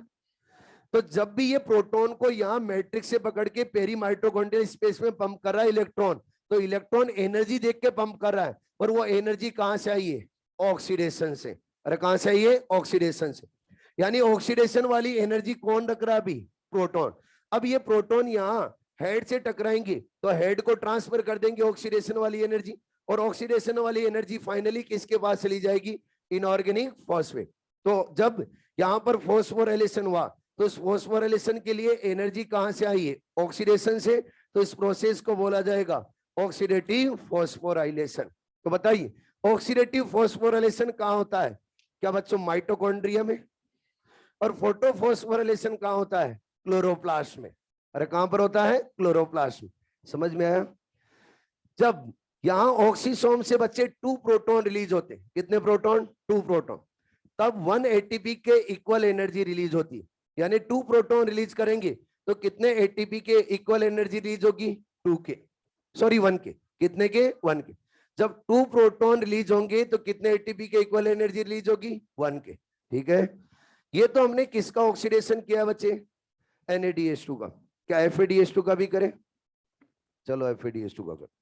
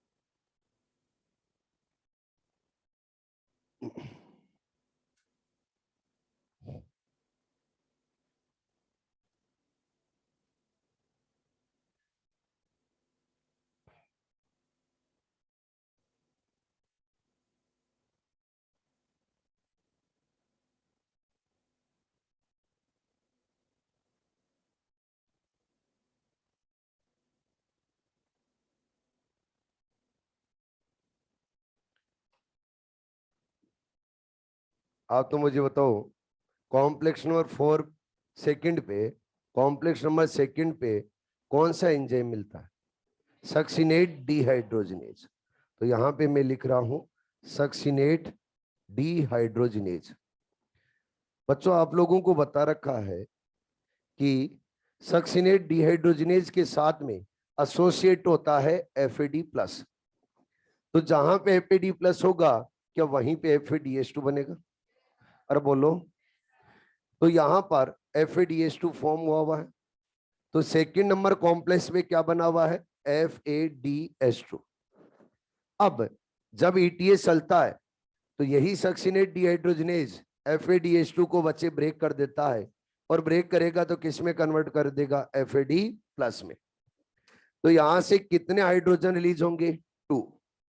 2 हाइड्रोजन रिलीज हुए, ये यहाँ पे 2 हाइड्रोजन लिख रहा हूं। 2 हाइड्रोजन रिलीज हुए हैं, तो जब FADH2 इस FADH2 से हमने हाइड्रोजन रिलीज कर दिए तो क्या यहाँ पर FAD बन गया है? हमने यहाँ पर FAD दिखा रखा है। जब NCERT पढ़ोगे तो यहाँ पे FAD दिखा रखा आपको। FAD दिखाने का मतलब क्या है?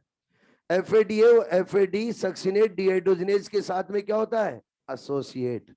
क्या रहता है? एसोसिएट। और जब भी क्रेब्स साइकिल चलती है तो क्रेब्स साइकिल के ड्यूरिंग जब यहां से हाइड्रोजन रिलीज होते हैं तो उन हाइड्रोजन को कौन एक्सेप्ट कर लेता है? FAD। और ये किस में कन्वर्ट हो जाता है? FADH2 में। ठीक है जी। अगर आपको ऐसे कंफ्यूजन हो रहा है तो मैं ऐसे बता देता हूं, ये लो। इसने जब भी सक्सिनेट डिहाइड्रोजिनेज ने ऑक्सीडेशन किया तो क्या रिलीज हुए? हाइड्रोजन। उन हाइड्रोजन को किसने रिसीव किया था? FADH2 ने। FAD ने, और किस में कन्वर्ट हो गया था? FADH2। अब FADH2 है, उस FADH2 से इलेक्ट्रॉन है, वो इलेक्ट्रॉन आगे एक बचे आयरन सल्फर प्रोटीन है वो रिसीव कर लेती, इलेक्ट्रॉन ओनली। क्या ले रही है? Only electron. बचे प्रोटॉन नहीं एक्सेप्ट करी, ओनली क्या रही है? इलेक्ट्रॉन। तो इसके पास में क्या बच गए अभी? प्रोटॉन। अरे क्या बच गए हैं? प्रोटॉन। यानी इलेक्ट्रॉन और इलेक्ट्रॉन तो इधर चले गए इसके पास है। अब प्रोटॉन बच गए, तो उन प्रोटॉन को कौन लेगा वो भी समझेंगे आगे। ये आयरन सल्फर प्रोटीन है, इस आयरन सल्फर प्रोटीन से इलेक्ट्रॉन जाता है, वो जाता है बच्चे एक प्रोटीन के पास, और उस प्रोटीन का नाम है यूबिक्यूनॉन। क्या नाम है? यूबिक्यूनॉन। यानी यूबिक्यूनॉन है, ये यूबिक्यूनॉन क्या करता है? आयरन सल्फर प्रोटीन से इलेक्ट्रॉन लेता है। लेकिन बच्चे आप लोगों को बता रखा है यूबिक्यूनॉन डायरेक्टली इलेक्ट्रॉन एक्सेप्ट नहीं करता, वो कंप्लीट हाइड्रोजन एक्सेप्टर है। तो उसको क्या चाहिए जब भी इलेक्ट्रॉन आए? तो प्रोटॉन। अब प्रोटॉन कहां से ले? क्या एफएडीएस एफएडी का जब हमने एफएडीएस2 का ऑक्सीडेशन किया था तो इलेक्ट्रॉन तो क्या आयरन सल्फर प्रोटीन को दे दिए थे। अब वही इलेक्ट्रॉन आयरन सल्फर प्रोटीन से किसके पास आ गए? यूबिक्यूनॉन। अब यूबिक्यूनॉन को क्या चाहिए? H प्लस आइन। तो यहां पर H प्लस आइन है, उन H प्लस आइन को कौन खींच लेगा बच्चे? यूबिक्यूनॉन। जब यूबिक्यूनॉन इन H प्लस आइन को ले लेगा तो अब बताओ किसके अंदर कन्वर्ट हो गया है? क्या बच्चों? UqH2 के, अरे किसके अंदर? UqH2, यानी यूबिक्यूनॉल में कन्वर्ट हो गया।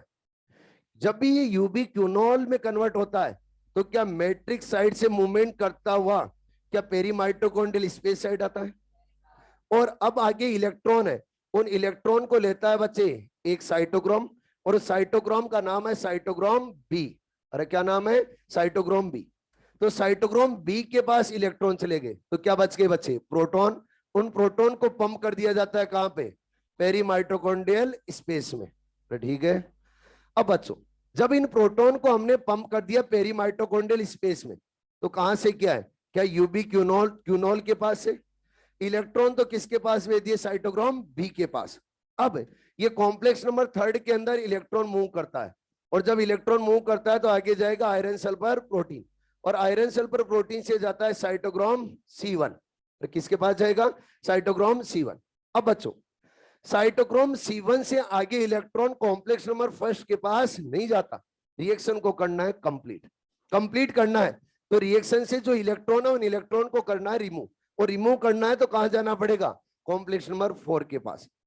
तो कॉम्प्लेक्स नंबर 3 से कॉम्प्लेक्स नंबर 4 तक इलेक्ट्रॉन को लाने के लिए एक बच्चे प्रोटीन रहती है जिसको हम बोलते हैं साइटोक्रोम C। क्या ये स्मॉल प्रोटीन रहती है? और मेम्ब्रेन के अंदर मूव होते हुए क्या इलेक्ट्रॉन को बच्चे आगे मूवमेंट करवाती है? तो इसको आपने बोला था मोबाइल इलेक्ट्रॉन कैरियर। तो ये मोबाइल इलेक्ट्रॉन कैरियर है, आगे वर्क करेगा। और जब ये मोबाइल इलेक्ट्रॉन कैरियर आगे वर्क करेगा तो बच्चे साइटोक्रोम C है, उस साइटोक्रोम C इलेक्ट्रॉन लेगा किससे बच्चे? साइटोक्रोम C1 से, और आगे ट्रांसफर करेगा कॉम्प्लेक्स नंबर 4 को। जब कॉम्प्लेक्स नंबर 4 को ट्रांसफर करेगा तो सबसे पहले कौन लेगा? कॉपर ए। उसके बाद में कौन लेगा? Cytochrome A. और साइटोक्रोम ए से कौन लेगा? Cytochrome A3। और फिर कौन लेगा? Copper B. अब कॉपर बी से इलेक्ट्रॉन को कौन लेगा? आप जानते हो मैट्रिक्स है, उस मैट्रिक्स के अंदर प्रेजेंट है ऑक्सीजन। वो ऑक्सीजन बच्चे इलेक्ट्रॉन को एक्सेप्ट करेगा। लेकिन पहले क्या होता है? इलेक्ट्रॉन और इलेक्ट्रॉन जो आ रहे हैं इधर से, वो इलेक्ट्रॉन बच्चे प्रोटॉन के साथ में ऐड होते हैं। जब इलेक्ट्रॉन प्रोटॉन के साथ में ऐड होंगे तो बताओ क्या हाइड्रोजन बनेगा? अरे बोलो। और कितने हाइड्रोजन बने? 2। अब इन 2 हाइड्रोजन को एक्सेप्ट कौन करता है? ऑक्सीजन। जब ऑक्सीजन करेगा तो बताओ ये किसके अंदर कन्वर्ट हो जाएगा? वाटर में। अरे बोलो। अब बच्चों जब वाटर में ये कन्वर्ट हुआ उससे पहले क्या कॉम्प्लेक्स नंबर 4 के अंदर ये इलेक्ट्रॉन मूव करते हुए आगे बढ़े? अब देखो जब कॉम्प्लेक्स नंबर 2 से रिएक्शन स्टार्ट हुई तो ये इलेक्ट्रॉन आगे कहां गया? Complex number 3। और कॉम्प्लेक्स नंबर 3 से कहां गया? Complex number 4। जब ये यहां तक पहुंच रहा है तो कितने प्रोटॉन को पंप करा है? ओनली 2। अरे ओनली कितने हैं? 2।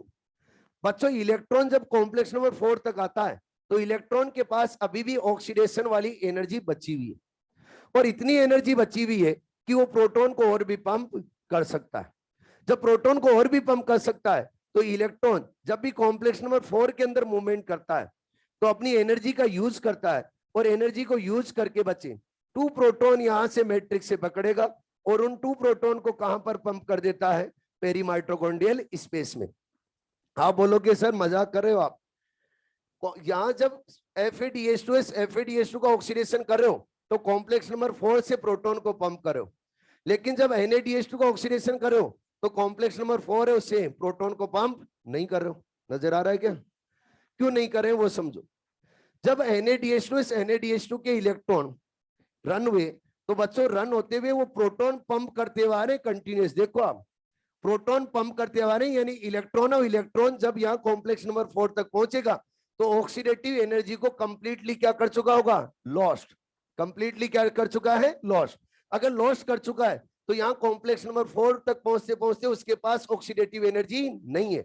अगर नहीं है तो बच्चे प्रोटॉन को यहाँ मैट्रिक्स से पकड़ के पेरी माइटोकॉन्ड्रियल स्पेस में पंप नहीं कर सकता। लेकिन जब हम FADH2 का ऑक्सीडेशन कर रहे हैं तो ये जब मूवमेंट करता हुआ रहा है तो पहले ऑक्सीडेटिव एनर्जी का इसने कम यूज किया है।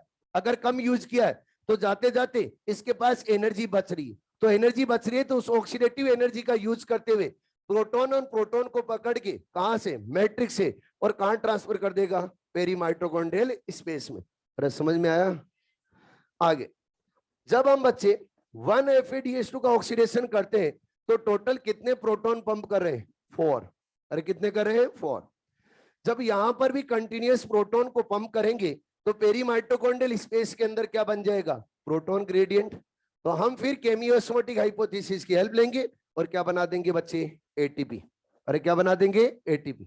ये प्रोटॉन भी अपनी higher concentration to lower concentration जाएंगे, और जब higher concentration to lower concentration जाएंगे तो 2 प्रोटॉन के रिलीज होने से बच्चों क्या बनता है? 1 ATP। अरे क्या बनेगा? 1 ATP। यानी 2 प्रोटॉन रिलीज होंगे तो क्या बनेगा? 1 ATP। अब ध्यान से सुनो अगला पॉइंट।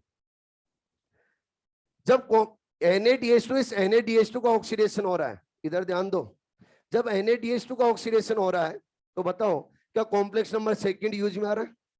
नहीं। तो याद रखना, जब भी NaDH2 का ऑक्सीडेशन होगा तो कॉम्प्लेक्स नंबर सेकंड यूज में नहीं आता। कितने कॉम्प्लेक्स यूज में आते हैं? 4। कितने आते हैं? 4। कौन कौन सा? First, third, fourth and fifth. अरे क्लियर? आगे जब बच्चे FADH2 का ऑक्सीडेशन कर रहे हैं तो फिर कितने कॉम्प्लेक्स यूज में आते हैं? 4। यहां पर कॉम्प्लेक्स नंबर फर्स्ट यूज में नहीं आता, तो फिर कौन कौन से? Second, third, fourth and fifth. ठीक है। जब हम NaDH2 का ऑक्सीडेशन कर रहे हैं तो क्या कॉम्प्लेक्स नंबर फिफ्थ यूज में आ रहा है? अरे बोलो। जब हम FADH2 का ऑक्सीडेशन करें तो क्या कॉम्प्लेक्स नंबर फिफ्थ यूज में आ रहा है?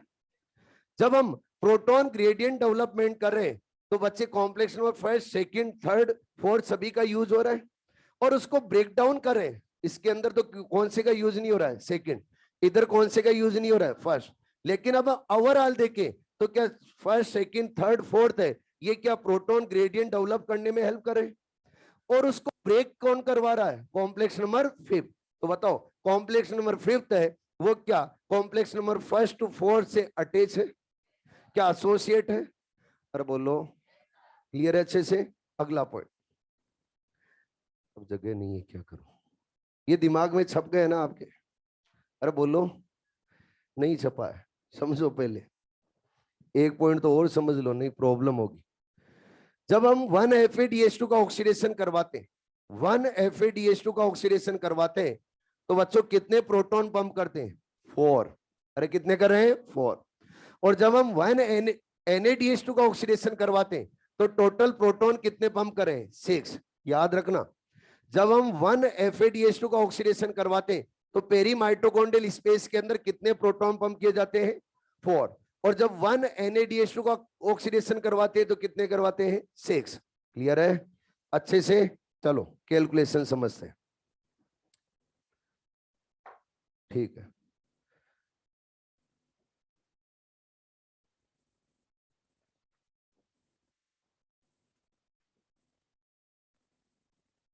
कौन सा? क्या नहीं समझ में आया? फाइनल इलेक्ट्रॉन एक्सेप्टर कौन है? ऑक्सीजन है ना? जब भी कॉपर बी के पास इलेक्ट्रॉन जाएगा तो उस इलेक्ट्रॉन को एक्सेप्ट कौन करता है? ऑक्सीजन। ठीक है, ऑक्सीजन एक्सेप्ट करता है, लेकिन ऑक्सीजन डायरेक्टली इलेक्ट्रॉन को एक्सेप्ट नहीं करता। पहले वो प्रोटॉन के साथ में अटैच होगा इलेक्ट्रॉन, हाइड्रोजन बनाएगा, और फिर उस हाइड्रोजन को एक्सेप्ट कौन करता है? ऑक्सीजन। अब हाइड्रोजन को एक्सेप्ट कर रहा है तो हाफ ऑक्सीजन मॉलिक्यूल करता है। ठीक है, तो हम बोलेंगे 1 NaDH2 का ऑक्सीडेशन करवाते हैं तो हाफ ऑक्सीजन मॉलिक्यूल यूज में आता है। 1 FADH2 का ऑक्सीडेशन करवाते हैं तो कितने ऑक्सीजन मॉलिक्यूल हो जाता है? हाफ। चाहे आप 1 NaDH2 यूज में लो, चाहे आप 1 FADH2 यूज में लो, हाफ ऑक्सीजन मॉलिक्यूल यूज में आता है और 1 वाटर मॉलिक्यूल फॉर्म होता है। अरे ठीक है, अब देखो जितने भी आप ड्यूरिंग रेस्पिरेशन NaDH2 और FADH2 बनाए वो रिएक्शन है, उस रिएक्शन के अंदर ऑक्सीडेशन होने से बने। मेन रिएक्शन के अंदर क्या होने से बने? ऑक्सीडेशन। लेकिन NAD+ और FAD+ का क्या हुआ है? रिडक्शन। रिडक्शन होने से क्या बने हैं? NADH2 FADH2। तो इनको बोल दिया जाता है रिड्यूसिंग पावर। क्या बोल दिया जाता है? Reducing power. तो आपसे क्वेश्चन पूछा जाएगा कि रेस्पिरेशन की रिड्यूसिंग पावर क्या है, तो आपको आंसर क्या देना है? NADH2 FADH2। अरे ठीक है,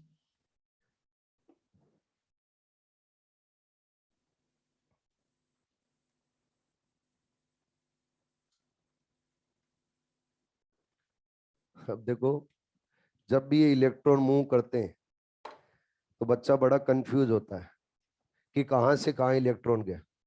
कोई नहीं पूछेगा आपको किसके पास से कहां गया, आपको बस ये पता होना चाहिए कि 1 NaDH2 का जब ऑक्सीडेशन होता है तो कितने ATP बनते और 1 FADH2 का ऑक्सीडेशन होता है तो कितने ATP बनते। ये मेन है, और जब मेन बात है तो उसके बारे में समझना जरूरी।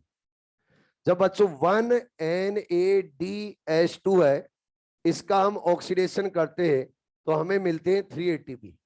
कितने ATP? 3 ATP। और जब हम 1 FADH2 है, इसका ऑक्सीडेशन करते हैं तो मिलते हैं 2 ATP। प्रूव करो सर। करते हैं भी प्रूव। जब हम 1 NaDH2 1 NaDH2 का ऑक्सीडेशन करते हैं तो बताओ पेरी माइट्रोकॉन्ड्रियल स्पेस में क्या 6 प्रोटॉन पंप करते हैं? अरे बोलो। और जब पेरी माइट्रोकॉन्ड्रियल स्पेस से 2 प्रोटॉन मैट्रिक्स में जाते हैं तो क्या 1 ATP का सिंथेसिस होता है? अगर बच्चों 2 प्रोटॉन से 1 ATP का सिंथेसिस हो रहा है तो 6 प्रोटॉन से कितने ATP बनेंगे? 3 ATP। बोलो करेक्ट या इनकरेक्ट? करेक्ट। उसके बाद में 1 FADH2 है, इस 1 FADH2 के ऑक्सीडेशन से क्या 4 प्रोटॉन हम पंप करते हैं। 2 प्रोटॉन के रिलीज होने से 1 ATP, तो बच्चे 4 से कितने हो जाएंगे? 2 ATP। अब ये तो मैंने अलग अलग करके समझाया, लेकिन जब एनसीईआरटी समझा रही है तो क्या बता रही? एनसीईआरटी उस एनसीईआरटी ने NaDH2 और FADH2 को दोनों को ऑक्सीडाइज कर दिया है। NaDH2 और FADH2 को एक साथ में क्या कर दिया है? ऑक्सीडाइज। पुरानी एनसीईआरटी है बेटे, पुरानी है ये, नई वाली देखना, न्यू एनसीईआरटी के अंदर देखना। न्यू वाली पढ़ाई है मैंने ATS, पुरानी वाली नहीं पढ़ाई, ध्यान रखना, ये पुरानी दी गई है। दिखा देता हूं मैं, न्यू ATS ये है, दिख रहा है? ऑनलाइन वाले भी देख लें, ठीक है ना। अब जब आप देखोगे एनसीईआरटी के अंदर तो आप लोगों को टोटल जो प्रोटॉन नजर आएंगे पेरी माइटोकॉन्ड्रियल स्पेस के अंदर वो आएंगे 10। काउंट कर लेना कितने आएंगे? 10। 10 में से 4 प्रोटॉन तो पंप किए जा रहे हैं कॉम्प्लेक्स नंबर फर्स्ट पे। देखो क्या कॉम्प्लेक्स नंबर फर्स्ट से मैंने अलग अलग करके समझे आपको? अरे बोलो। उनको एनसीईआरटी ने एक साथ रिलीज करते हुए दिखाया। कितने दिखाए हैं? 4। उसके बाद में कॉम्प्लेक्स नंबर थर्ड है, इस कॉम्प्लेक्स नंबर थर्ड से भी क्या 4 दिखाए? अरे बोलो। जिनमें से 2 तो किसकी वजह से आते हैं? NaDH2। और 2 किसकी वजह से आते हैं? FADH2। ठीक है जी। फिर कॉम्प्लेक्स नंबर 4 से क्या 2 प्रोटॉन दिखाए? तो टोटल कितने प्रोटॉन हो गए? 10। हम बोल रहे हैं कि 1 NaDH2 एंड 1 FADH2 है, उसका ऑक्सीडेशन कर रहे हैं तो कितने प्रोटॉन जा रहे हैं? 10। 2 प्रोटॉन रिलीज होने से कितना ATP? 1। तो 10 रिलीज होने से 5। 5 ATP में से 3 ATP तो किसके? NaDH2 के। और 2 ATP किसके? FADH2 के। अरे बोलो समझ में आया? पक्का? अगला पॉइंट आपसे पूछेगा तो क्या पूछेगा? इलेक्ट्रॉन की मूवमेंट कोई नहीं पूछेगा, ये कैलकुलेशन पूछ सकता है। दूसरा पॉइंट ये पूछेगा कि कौन से कॉम्प्लेक्स में क्या होता है। मैंने आपको पहले बताया, वो याद रखना है। कॉम्प्लेक्स नंबर फर्स्ट में क्या होता है, सेकंड में क्या होता है, थर्ड में क्या होता है, फोर्थ में क्या होता है और फिफ्थ में क्या होता है। ठीक है जी। उसके बाद में आपको एक क्वेश्चन और पूछ सकता है, वो क्या, इनके मोबाइल प्रोटॉन कैरियर और मोबाइल इलेक्ट्रॉन कैरियर हो जाएगा। अरे बोलो। अगला क्वेश्चन ये पूछ सकता है कि कौन से कॉम्प्लेक्स पे Na-DH2 का ऑक्सीडेशन स्टार्ट होता है। Complex number first. कौन से कॉम्प्लेक्स से FADH2 का ऑक्सीडेशन स्टार्ट होता है। Complex number second. ठीक है जी।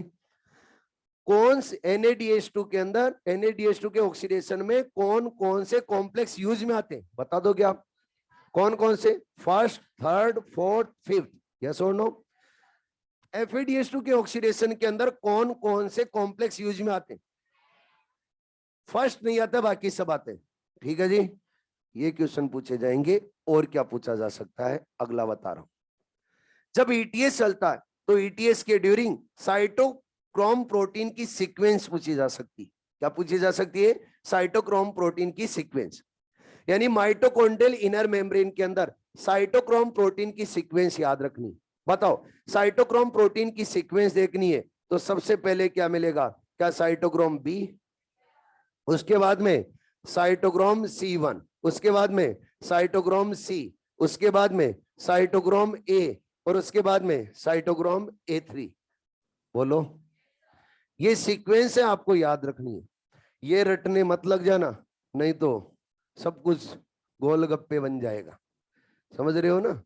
तो जो आपको बताया गया वो ध्यान में रखना है। ठीक है जी। अरे बोलो, रहेगा। आगे बढ़ा जाए, चलिए आगे बढ़ते। जब ETS चलता है तो बच्चे ETS में कई बार कॉम्प्लेक्स नंबर 4 है वो इनिबिट हो जाता है। कॉम्प्लेक्स नंबर 4 क्या हो जाता है, इनिबिट। कॉम्प्लेक्स नंबर 4 को इनिबिट करने के लिए प्रेजेंट रहता है एक सुनो पूरी बात, एक केमिकल, और उस केमिकल का नाम है साइनाइड और दूसरे का नाम है कार्बन मोनोऑक्साइड। ये दोनों केमिकल कॉम्प्लेक्स नंबर 4 है, इस कॉम्प्लेक्स नंबर 4 को करते हैं इनिबिट। अब कॉम्प्लेक्स नंबर 4 के अंदर क्या इनिबिट करेंगे, एंजाइम है ना भाई। उस एंजाइम का नाम क्या है, साइटोक्रोम C ऑक्सीडेज। उस साइटोक्रोम C ऑक्सीडेज है, उसको कर देंगे बच्चे ये इनिबिट। तो फिर ये साइटोक्रोम C ऑक्सीडेज है, ये क्या करवाता है, ये साइटोक्रोम A से साइटोक्रोम A3 के पास इलेक्ट्रॉन को ट्रांसफर करवाता है। अगर यहां से यहां तक इलेक्ट्रॉन को ट्रांसफर करवाता है और वही बच्चों इनएक्टिवेट हो गया तो आगे इलेक्ट्रॉन ट्रांसफर नहीं होगा, और अगर नहीं होगा तो सिस्टम के अंदर इलेक्ट्रॉन फंस जाएंगे। क्यों फंस जाएंगे, देखो यहां पर तो जब भी सिस्टम चल रहा है तो फाइनली इलेक्ट्रॉन को एक्सेप्ट कौन कर रहा है, ऑक्सीजन, और सिस्टम में से कंटिन्यूस इलेक्ट्रॉन को रिमूव करें। अरे बोलो, इस मेम्ब्रेन में से कंटिन्यूस इलेक्ट्रॉन को क्या करें, रिमूव। यहां खींच रहे कंटिन्यूस, तो यहां पे इलेक्ट्रॉन जा रहे और यहां से यहां तक कंटिन्यूस आ रहे। अगर यहीं पे इलेक्ट्रॉन फंस गए तो क्या आगे नए Na-DH2 का ऑक्सीडेशन कर पाएंगे। अरे बोलो, नहीं। अगर नहीं कर पाएंगे तो पूरा का पूरा बच्चों सिस्टम हो क्या, ठप होगा, और ठप होते ही क्या हो जाएगी, डेथ। कहने का मतलब यह है कि साइटोक्रोम जो प्रोटीन है यहां पर साइटोक्रोम C ऑक्सीडेज है, उसको इनिबिट करता है साइनाइड और कार्बन मोनोऑक्साइड। वो इनिबिट करके आगे कॉम्प्लेक्स नंबर 4 है, कॉम्प्लेक्स नंबर 4 से इलेक्ट्रॉन को नहीं जाने देता है ऑक्सीजन तक। अगर ऑक्सीजन तक नहीं जाने देगा तो फिर बच्चे सिस्टम के अंदर इलेक्ट्रॉन फंस जाएंगे और सिस्टम हो जाएगा स्टॉप, स्टॉप होती जाएगी डेथ। अरे ठीक है बच्चों, कुछ प्लांट ऐसे होते हैं जिन का कोई इफेक्ट नहीं होता। अगर उनकी बॉडी में साइनाइड आ गया तो भी उनके अंदर रेस्पिरेशन चलता रहता है। आप बोलोगे साइनाइड आने के बाद में भी रेस्पिरेशन चलता रहता है, ऐसा क्या हो गया, उनके अंदर अल्टरनेट कॉम्प्लेक्स प्रेजेंट रहता है। यानी कॉम्प्लेक्स नंबर 4 और कॉम्प्लेक्स नंबर 3 के बिटवीन भी एक कॉम्प्लेक्स प्रेजेंट रहता है। वो कॉम्प्लेक्स क्या करता है, जब भी कॉम्प्लेक्स नंबर 4 इनिबिट हो जाता है तो फिर बच्चे इलेक्ट्रॉन और इलेक्ट्रॉन को रिमूव कौन करवा देता है, जो अल्टरनेट प्रेजेंट कॉम्प्लेक्स है वो। यहां पर वो ऑक्सीजन है, उस ऑक्सीजन को इलेक्ट्रॉन दे देता है, तो कॉम्प्लेक्स नंबर 4 को पकड़े बैठा रहो साइनाइड, कोई इफेक्ट उनके अंदर नहीं होगा। जो अल्टरनेट है वो अल्टरनेट कॉम्प्लेक्स क्या करेगा, क्या बच्चे यहां से इलेक्ट्रॉन को पकड़ के ऑक्सीजन तक पहुंचा देगा? तो सिस्टम में से इलेक्ट्रॉन रिमूव होते रहेंगे। अगर सिस्टम में से इलेक्ट्रॉन रिमूव होते रहेंगे तो क्या रेस्पिरेशन कंटिन्यूस चलता रहेगा? अरे बोलो। जब बच्चों साइनाइड की प्रेजेंस में भी रेस्पिरेशन इनके अंदर चल रहा है तो इस रेस्पिरेशन को बोला जाता है साइनाइड रेजिस्टेंस रेस्पिरेशन। क्या बोला जाता है? Cyanide resistance respiration. और ये साइनाइड रेजिस्टेंस रेस्पिरेशन दो प्लांट में चलता है, एक तो बच्चों मटर में और दूसरा चलता है पालक में। अरे किस किस के अंदर? मटर और पालक। दोनों ऐसे प्लांट है जिनके अंदर साइनाइड की प्रेजेंस में भी क्या चलेगा? रेस्पिरेशन। हेलो, ये समझ में आया? अरे बोलो। तो आपसे क्वेश्चन पूछा जाए कि साइनाइड रेजिस्टेंस रेस्पिरेशन किस किस में चलता है? एक तो किस में चलेगा? पी। किस में चलेगा? पी। और दूसरा किस में चलेगा बच्चे? स्पिनिश। ठीक है जी। आगे आगे हम थोड़ा सा और पढ़ रहे हैं और बच्चे ईटीएस के बारे में आगे और बात करें। इधर वाला हटा दू ना, ये तो हटा दो।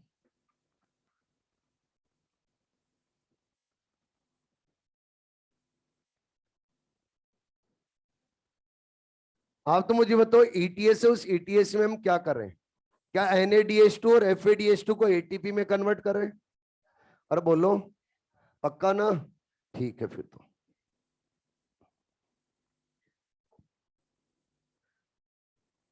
जब बच्चों NADH2 ज्यादा बनते हैं ड्यूरिंग एरोबिक रेस्पिरेशन तो कहां बनते हैं? साइटोप्लाज्म में या मैट्रिक्स में? मैट्रिक्स में। अरे मोस्टली NADH2 FADH2 कहां बनते हैं? मैट्रिक्स में। क्योंकि आप जानते हो लिंक रिएक्शन और क्रेब्स साइकिल से ही ज्यादा क्या बनेंगे? NADH2 FADH2। हेलो, जब मैट्रिक्स में बच्चों ज्यादा बन रहे तो मैट्रिक्स वाले NADH2 और FADH2 को माइटोकॉन्ड्रियल इनर मेम्ब्रेन तक ले जाने में कोई क्या प्रॉब्लम रहेगी? नहीं, वो तो इजीली माइटोकॉन्ड्रियल इनर मेम्ब्रेन तक जाएंगे और उनका क्या हो जाएगा वहां पर? ऑक्सीडेशन। और ऑक्सीडेशन होने के बाद में इनको कन्वर्ट कर देंगे ATP में। लेकिन बच्चों आपने ये भी पढ़ा है कि साइटोप्लाज्म और साइटोप्लाज्म के अंदर भी क्या बनते हैं? NADH2। क्या बनते हैं? NADH2। और साइटोप्लाज्म के अंदर जो NADH2 बनते हैं वो कौन बनाता है? क्या ग्लाइकोलाइसिस में बनते हैं? अरे बोलो, किससे बनते हैं? ग्लाइकोलाइसिस। ग्लाइकोलाइसिस से अगर 1 ग्लूकोज का हम ऑक्सीडेशन कर रहे हैं तो कितने NADH2 बनेंगे साइटोप्लाज्म में? 2। अरे कितने बनते हैं? 2। अब इन 2 NADH2 को अगर ATP में कन्वर्ट करना है तो क्या बच्चों माइटोकॉन्ड्रिया के अंदर ले जाना पड़ेगा? अरे बोलो। और माइटोकॉन्ड्रिया के अंदर क्या डबल मेम्ब्रेन होती है? माइटोकॉन्ड्रिया की आउटर मेम्ब्रेन में क्या पोरीन प्रोटीन होती है? लेकिन इनर मेम्ब्रेन में बच्चे पोरीन प्रोटीन रहती है एब्सेंट। हम बोलते हैं माइटोकॉन्ड्रिया की इनर मेम्ब्रेन आउटर मेम्ब्रेन के कंपैरिजन में होती है मोर सेलेक्टिव परमिएबल। क्या रहेगी? मोर सेलेक्टिव परमिएबल। आउटर मेम्ब्रेन है वो इनर मेम्ब्रेन के कंपैरिजन में क्या मोर परमिएबल होगी? अरे बोलो। तो जो इनर मेम्ब्रेन है वो इनर मेम्ब्रेन बहुत ज्यादा सेलेक्टिव है। अगर बहुत ज्यादा सेलेक्टिव परमिएबल है तो NADH2 को डायरेक्टली बच्चे माइटोकॉन्ड्रिया के अंदर नहीं जाने देगी। अगर नहीं जाने देगी तो फिर सटल सिस्टम की हेल्प ली जाती है। किसकी हेल्प ली जाती है? Subtle system. सटल बनाए जाते हैं और उन सटल की हेल्प से इनको बच्चे कहां तक ले जाया जाता है? माइटोकॉन्ड्रिया की इनर मेम्ब्रेन तक। ये जो आपके सामने स्ट्रक्चर है ये क्या है? माइटोकॉन्ड्रिया। अब देखो, जब सटल सिस्टम की हेल्प से ले जाते हैं तो 2 टाइप के सटल काम करते हैं। एक सटल है जिसका नाम है मेलेट एस्पार्टेट सटल, शॉर्ट में क्या बोलेंगे बच्चे? MAS। क्या बोला जाएगा? MAS। जब मेलेट एस्पार्टेट सटल काम करता है तो इन NADH2 को NADH2 की फॉर्म में ही कहां तक ले जाएगा बच्चे? मैट्रिक्स तक। तो बताओ, क्या कोई एनर्जी का लॉस हुआ? कोई एनर्जी का लॉस नहीं हुआ। यानी जिस फॉर्म में है उसी फॉर्म के अंदर में ये मेलेट एस्पार्टेट शटल NADH2 को माइटोकॉन्ड्रियल मैट्रिक्स तक ले जाएगा। ये मेलेट एस्पार्टेट शटल कहां चलता है? ये चलता है बच्चे हार्ट में, लीवर में और किडनी में। अरे किसके अंदर चलता है? हार्ट, लीवर, किडनी में। अपनी बात करें एनिमल्स की, प्लांट्स की बात नहीं करें। अगर बच्चों ग्लिसरॉल फॉस्फेट सटल यूज में आ रहा है। एक सटल और होता है जिसका नाम क्या है, ग्लिसरॉल फॉस्फेट सटल, और ग्लिसरॉल फॉस्फेट सटल को बोला जाता है जीपीएस। क्या बोला जाता है, जीपीएस।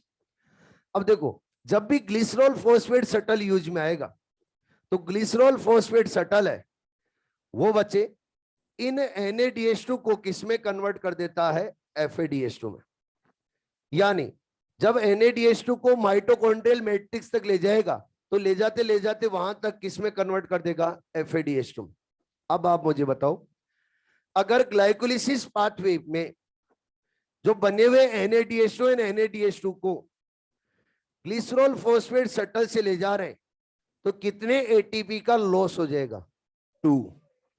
दिमाग में कहीं के नहीं घुस रहा है, 2 ATP कैसे बच्चे, जब हम 1 NADH2 का ऑक्सीडेशन करते हैं तो क्या 3 ATP, 1 FADH2 का ऑक्सीडेशन करते हैं 2 ATP, NADH2 को हम जब माइटोकॉन्ड्रियल मैट्रिक्स तक ले जा रहे हैं और वो कन्वर्ट हो रहा है FADH2 में तो 1 ATP का लॉस हो रहा है 1 से 1, तो 2 से कितने का हो जाएगा, 2 का। लेकिन जब मेलेट एस्पार्टेट शटल काम करेगा तो क्या प्रॉपर बच्चों ATP बनेंगे। अरे बोलो, बात आती है कि अगर बात की जाए प्लांट्स की और एनिमल्स की, तो क्या प्लांट्स है, उन प्लांट्स के अंदर ऑलवेज जब हम देखेंगे तो क्या ग्लिसरॉल फॉस्फेट सटल चलेगा, यस, प्लांट्स के अंदर ग्लिसरॉल फॉस्फेट सटल ही चलेगा, मेलेट एस्पार्टेट शटल नहीं चलेगा। अरे प्लांट्स के अंदर क्या हार्ट लिवर किडनी होता है, थोड़ा सा भेजा तो यूज में लो। प्लांट्स के अंदर हार्ट लिवर किडनी नहीं होता है, अगर नहीं होता है तो उनके अंदर मेलेट एस्पार्टेट शटल काम नहीं करेगा। कौन सा करेगा, ग्लिसरॉल फॉस्फेट शटल। ठीक है, अच्छे से। अब आप मुझे बताओ, ये शटल सिस्टम है, शटल सिस्टम कौन से NADH2 को माइटोकॉन्ड्रिया तक ले जाने के लिए यूज में लेंगे, लिंक रिएक्शन के NADH2 को नहीं, लिंक रिएक्शन के NADH2 तो मैट्रिक्स में ही बन रहे हैं। क्या क्रेब्स साइकिल के NADH2 को नहीं, किसके, ग्लाइकोलाइसिस, ओनली ग्लाइकोलाइसिस के NADH2 को हम माइटोकॉन्ड्रियल मैट्रिक्स तक ले जाने के लिए किसका यूज करते हैं, शटल का। क्लियर है, अरे बोलो अच्छे से, ठीक है। अगला पॉइंट आगे हम पढ़ने जा रहे हैं बच्चे, रेस्पिरेटरी बैलेंस शीट। क्या पढ़ने जा रहे हैं, रेस्पिरेटरी बैलेंस शीट। ये क्या होती है, रेस्पिरेशन में हमने 1 ग्लूकोज का अभी तक ऑक्सीडेशन किया है और इस 1 ग्लूकोज से हमें कितने ATP मिले ये हम कैलकुलेट करेंगे, तो उसको क्या बोला गया है, रेस्पिरेटरी बैलेंस शीट। अगर हम रेस्पिरेटरी बैलेंस शीट देखेंगे तो ये सारी की सारी क्या है बच्चे, अपनी सोच है। यानी एक्चुअल में ऐसा होता है या नहीं होता है पता नहीं है, लेकिन हम सोचते हैं बस कि जब भी 1 ग्लूकोज उस 1 ग्लूकोज का कंप्लीट ऑक्सीडेशन करेंगे तो या तो मिलेंगे 36 ATP या फिर कितने मिलेंगे, 38 ATP। क्या हमने पढ़ रखा है पहले, अभी प्रूव भी करेंगे कि 36 या फिर 38 ATP ही मिलेंगे। तो जो हम ये बात कर रहे हैं कि जब 1 ग्लूकोज का ऑक्सीडेशन करने पे 36 या 38 ATP मिल रहे हैं, तो क्या ये ऑलवेज ऐसा ही होता है, नहीं, ऑलवेज ऐसा ही नहीं होता है। तो फिर ये क्यों बोलते, तो फिर ये तो जो कैलकुलेशन है, ये कैलकुलेशन क्या प्रैक्टिकल है या थ्योरेटिकल है, थ्योरेटिकल। प्रैक्टिकली किसी ने ऐसा होते हुए नहीं देखा। हम बच्चों सोच के एक आइडिया लगा रहे हैं कि हाँ जब ऐसा होगा तो ऐसा होना है, लेकिन ऑलवेज क्या 36 और 30 का सिंथेसिस होगा, नहीं। हम जब भी रेस्पिरेशन को रन करते हैं तो ये सोचते हैं कि 1 ग्लाइकोलाइसिस हम रन करेंगे तो 2 पायरुविक एसिड बनेंगे। बोलो, 2 पायरुविक एसिड से 2 लिंक रिएक्शन चलेगी, 2 लिंक रिएक्शन चलने के बाद में 2 क्रेब्स साइकिल चलेगी। क्या हम ऐसा ही सोचते हैं, लेकिन बच्चों जब रेस्पिरेशन चलता है और रेस्पिरेशन के जो इंटरमीडिएट बनते हैं, जैसे बना पायरुविक एसिड, जैसे बना एसिटाइल कोएंजाइम ए, तो वो एसिटाइल कोएंजाइम ए के जो मॉलिक्यूल है रिक्वायरमेंट के अकॉर्डिंग फैट और बच्चे प्रोटीन का सिंथेसिस भी कर सकते हैं। हम तो ये सोच के बैठे हैं कि जब भी हम 1 ग्लूकोज का ऑक्सीडेशन करेंगे तो कितनी क्रेब साइकिल चलेगी? 2। लेकिन मैंने बोला 1 एसिड एंजाइम ए है, ये यूज में आ गया है, और यूज में आ गया फैट के सिंथेसिस के लिए। अगर फैट ने उसको सिंथेसाइज कर दिया तो 1 ने तो एनर्जी का तो प्रोडक्शन किया ही नहीं। हम तो सोच के बैठे कितने एटीपी बनेंगे, 36 या फिर 38, क्या बन पाएंगे? नहीं। इसके अलावा जब भी हम बात करते हैं तो ये बोलते हैं कि जब ग्लाइकोलाइसिस पाथवे चलेगी तो 1 ग्लूकोज से 2 NADH2 बनेंगे, और उन 2 NADH2 को ले जाएंगे हम ETS में, और ETS में ले जाके ATP में कन्वर्ट कर देंगे, यही बोलते हैं। अरे बोलो। लेकिन बच्चों एक्चुअल में ऐसा नहीं होता। कभी कभी ऐसा भी होता है कि साइटोप्लाज्म के अंदर मेनी रिडक्शन रिएक्शन चलती है, और जब मेनी रिडक्शन रिएक्शन चलती है तो रिडक्शन रिएक्शन में जो NADH2 NADH2 के हाइड्रोजन यूज में आ जाते हैं। अगर NADH2 के हाइड्रोजन रिडक्शन रिएक्शन में यूज में आ गए तो क्या हम ATP के अंदर उसको कन्वर्ट कर पाए? नहीं। अगर नहीं कर पाए तो क्या 36 या 38 ATP फॉर्म होंगे? नहीं। हम ये भी सोचते हैं कि जब भी हम रिएक्शन को रन करेंगे तो 2 पायरुविक एसिड बनाएंगे, 2 लिंक रिएक्शन चलाएंगे, और 2 क्या चलाएंगे? Krebs cycle. लेकिन ऐसा जरूरी नहीं है। हम तो ये बोलते हैं कि 1 ग्लूकोज का ऑक्सीडेशन हो रहा है, लेकिन क्या जरूरी है 1 ग्लूकोज ही ऑक्सीडाइज हो? जब बच्चों 1 ग्लूकोज का ऑक्सीडेशन हो रहा है तो साथ में ही फैट का भी ऑक्सीडेशन हो रहा है, मैं बोलूंगा प्रोटीन का भी ऑक्सीडेशन हो रहा है, और फैट और प्रोटीन भी फाइनली एसिटाइल कोएंजाइम ए में कन्वर्ट होते हैं। अगर बच्चों ग्लूकोज से बने हुए एसिटाइल कोएंजाइम में तो कितने हैं? 2। अब फैट और प्रोटीन से भी एसिटाइल कोएंजाइम ए बन गए तो क्या मेनी एसिटाइल कोएंजाइम है? तो 2 क्रेब साइकिल चलेगी या मेनी? मेनी। तो क्या ATP 36 या 38 ही फॉर्म होंगे? ज्यादा? ज्यादा। हेलो, अरे समझ में तो आ रहा है क्या? पक्का? तो ये जो अपन सोच है, अपनी ये सोच है सारी की सारी, अपन ऐसा सोचते हैं, लेकिन एक्चुअल में ऑलवेज ऐसा नहीं होता। अगर ऑलवेज ऐसा नहीं होता तो जो अपन कैलकुलेशन कर रहे हैं वो प्रैक्टिकल है या थ्योरेटिकल? थ्योरेटिकल। अगर थ्योरेटिकल है तो, लेकिन है तो अपन करेंगे उसको, और कैलकुलेशन करके हम जनरल आइडिया लगाएंगे कि रेस्पिरेशन के ड्यूरिंग हमें कितनी एनर्जी मिलती है। अरे ठीक है, तैयार हो? पक्का? चलो फिर। जब हम ग्लाइकोलाइसिस पाथवे रन करते, इधर लिख देता हूं, ग्लाइकोलाइसिस उस ग्लाइकोलाइसिस को रन कर रहे हैं, तो बताओ कितने हम ATP फॉर्म करते हैं? क्या 4? अरे बोलो। 4 ATP और ATP सिंथेसाइज करते हैं। चलो एक पॉइंट और समझो पहले। ग्लाइकोलाइसिस पाथवे हम रन कर रहे हैं तो क्या यहां पर 2 NADH2 फॉर्म करते हैं? अरे बोलो। Link reaction. लिंक रिएक्शन, और उस लिंक रिएक्शन के अंदर भी क्या 2 NADH2 फॉर्म करते हैं? Krebs cycle. क्रेब साइकिल, उस क्रेब साइकिल के अंदर क्या 6 NADH2 और 2 FADH2? आप तो मुझे बताओ टोटल रिड्यूसिंग पावर कितनी है? इन सभी को क्या रिड्यूसिंग पावर बोलेंगे? रिड्यूसिंग पावर क्यों बोल रहे हैं आपको समझा दिया है मैंने। रिड्यूसिंग पावर इसलिए बोला जाता है क्योंकि जब मेन रिएक्शन के अंदर ऑक्सीडेशन हुआ तो NAD और FAD का क्या हुआ है? रिडक्शन। और रिडक्शन लेके इन्होंने क्या ले लिए? एनर्जी। रिडक्शन करवा के, अपने आप की रिडक्शन करवा के क्या लिए? एनर्जी। अब क्या ये एनर्जी रिच मॉलिक्यूल है? अरे बोलो। अगर ये एनर्जी रिच मॉलिक्यूल है तो इनको बोल दिया जाएगा पावर, और किससे बनी है? इनके रिडक्शन से, तो क्या नाम दे दिया जाएगा? Reducing power. हेलो, आप तो मुझे बताओ टोटल रिड्यूसिंग पावर कितनी है? 12। कितनी है? 12। ठीक है जी। जब हम 1 रिड्यूसिंग पावर को ETS में ले जाते हैं, ध्यान से सुनना पॉइंट, जब हम 1 रिड्यूसिंग पावर को ETS में ले जाते हैं तो कितने ऑक्सीजन मॉलिक्यूल यूज में आते हैं? हाफ। अरे कितने आते हैं? हाफ। श्योर है? जब हम 1 NADH2 का ऑक्सीडेशन करवाते हैं तो क्या हाफ? जब हम 1 FADH2 का ऑक्सीडेशन करवाते हैं तो क्या हाफ? तो ईच रिड्यूसिंग पावर का हम ETS में ऑक्सीडेशन करवाएंगे तो क्या हाफ ऑक्सीजन मॉलिक्यूल यूज में आएगा? अगर बच्चों 12 को ले जाएंगे तो कितने ऑक्सीजन मॉलिक्यूल यूज में आएंगे? 6।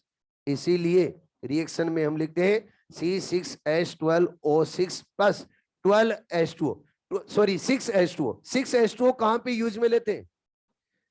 Krebs cycle. अभी भी बताया था कहां पे यूज में लेते हैं? Krebs cycle. यूज में लेते हैं 6H2O, कहां पे लेते हैं? Krebs side. अब 6O2 जो यूज में लेते हैं वो कहां यूज में लेते हैं? ETS। कहां पर यूज में लेते हैं? ETS। क्योंकि हम रिड्यूसिंग पावर कितनी बनाते हैं? 12। इन 12 की 12 रिड्यूसिंग पावर को कहां ले जाता है? ETS। और ETS में ले जाके इनको ब्रेक करेंगे, इलेक्ट्रॉन मूव होंगे, तो इन इलेक्ट्रॉन को फाइनली एक्सेप्ट कौन करेगा? ऑक्सीजन। हेलो, ये तो बच्चों यूज में आते हैं। जब बच्चों वन रिड्यूसिंग पावर है, उस वन रिड्यूसिंग पावर का ऑक्सीडेशन करते हैं तो क्या वन वाटर मॉलिक्यूल फॉर्म होता है? और बोलो, अगर 12 रिड्यूसिंग पावर ले जाएंगे तो कितने वाटर मॉलिक्यूल रिलीज होंगे? 12। इसीलिए हम प्रोडक्ट की फॉर्म में क्या 12 वाटर मॉलिक्यूल लिखते हैं? अरे बोलो, क्लियर है ये पॉइंट? अब कैलकुलेशन करते हैं, हटा दूं?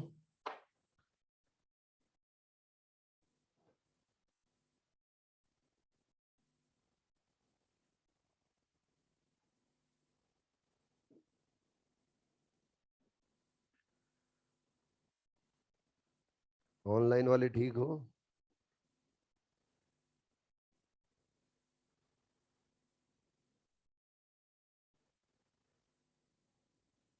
ठीक है, समझ में तो आ रहा है बच्चे? ठीक है, हटा दिया जाए। अरे बच्चों, नाश्ता किया हो? 2-2 बार कर लिया ना? एक बार ही किया है? अभी ब्रेक में और कर लेना, अपना तो काम यही है, हैं? बस खाना।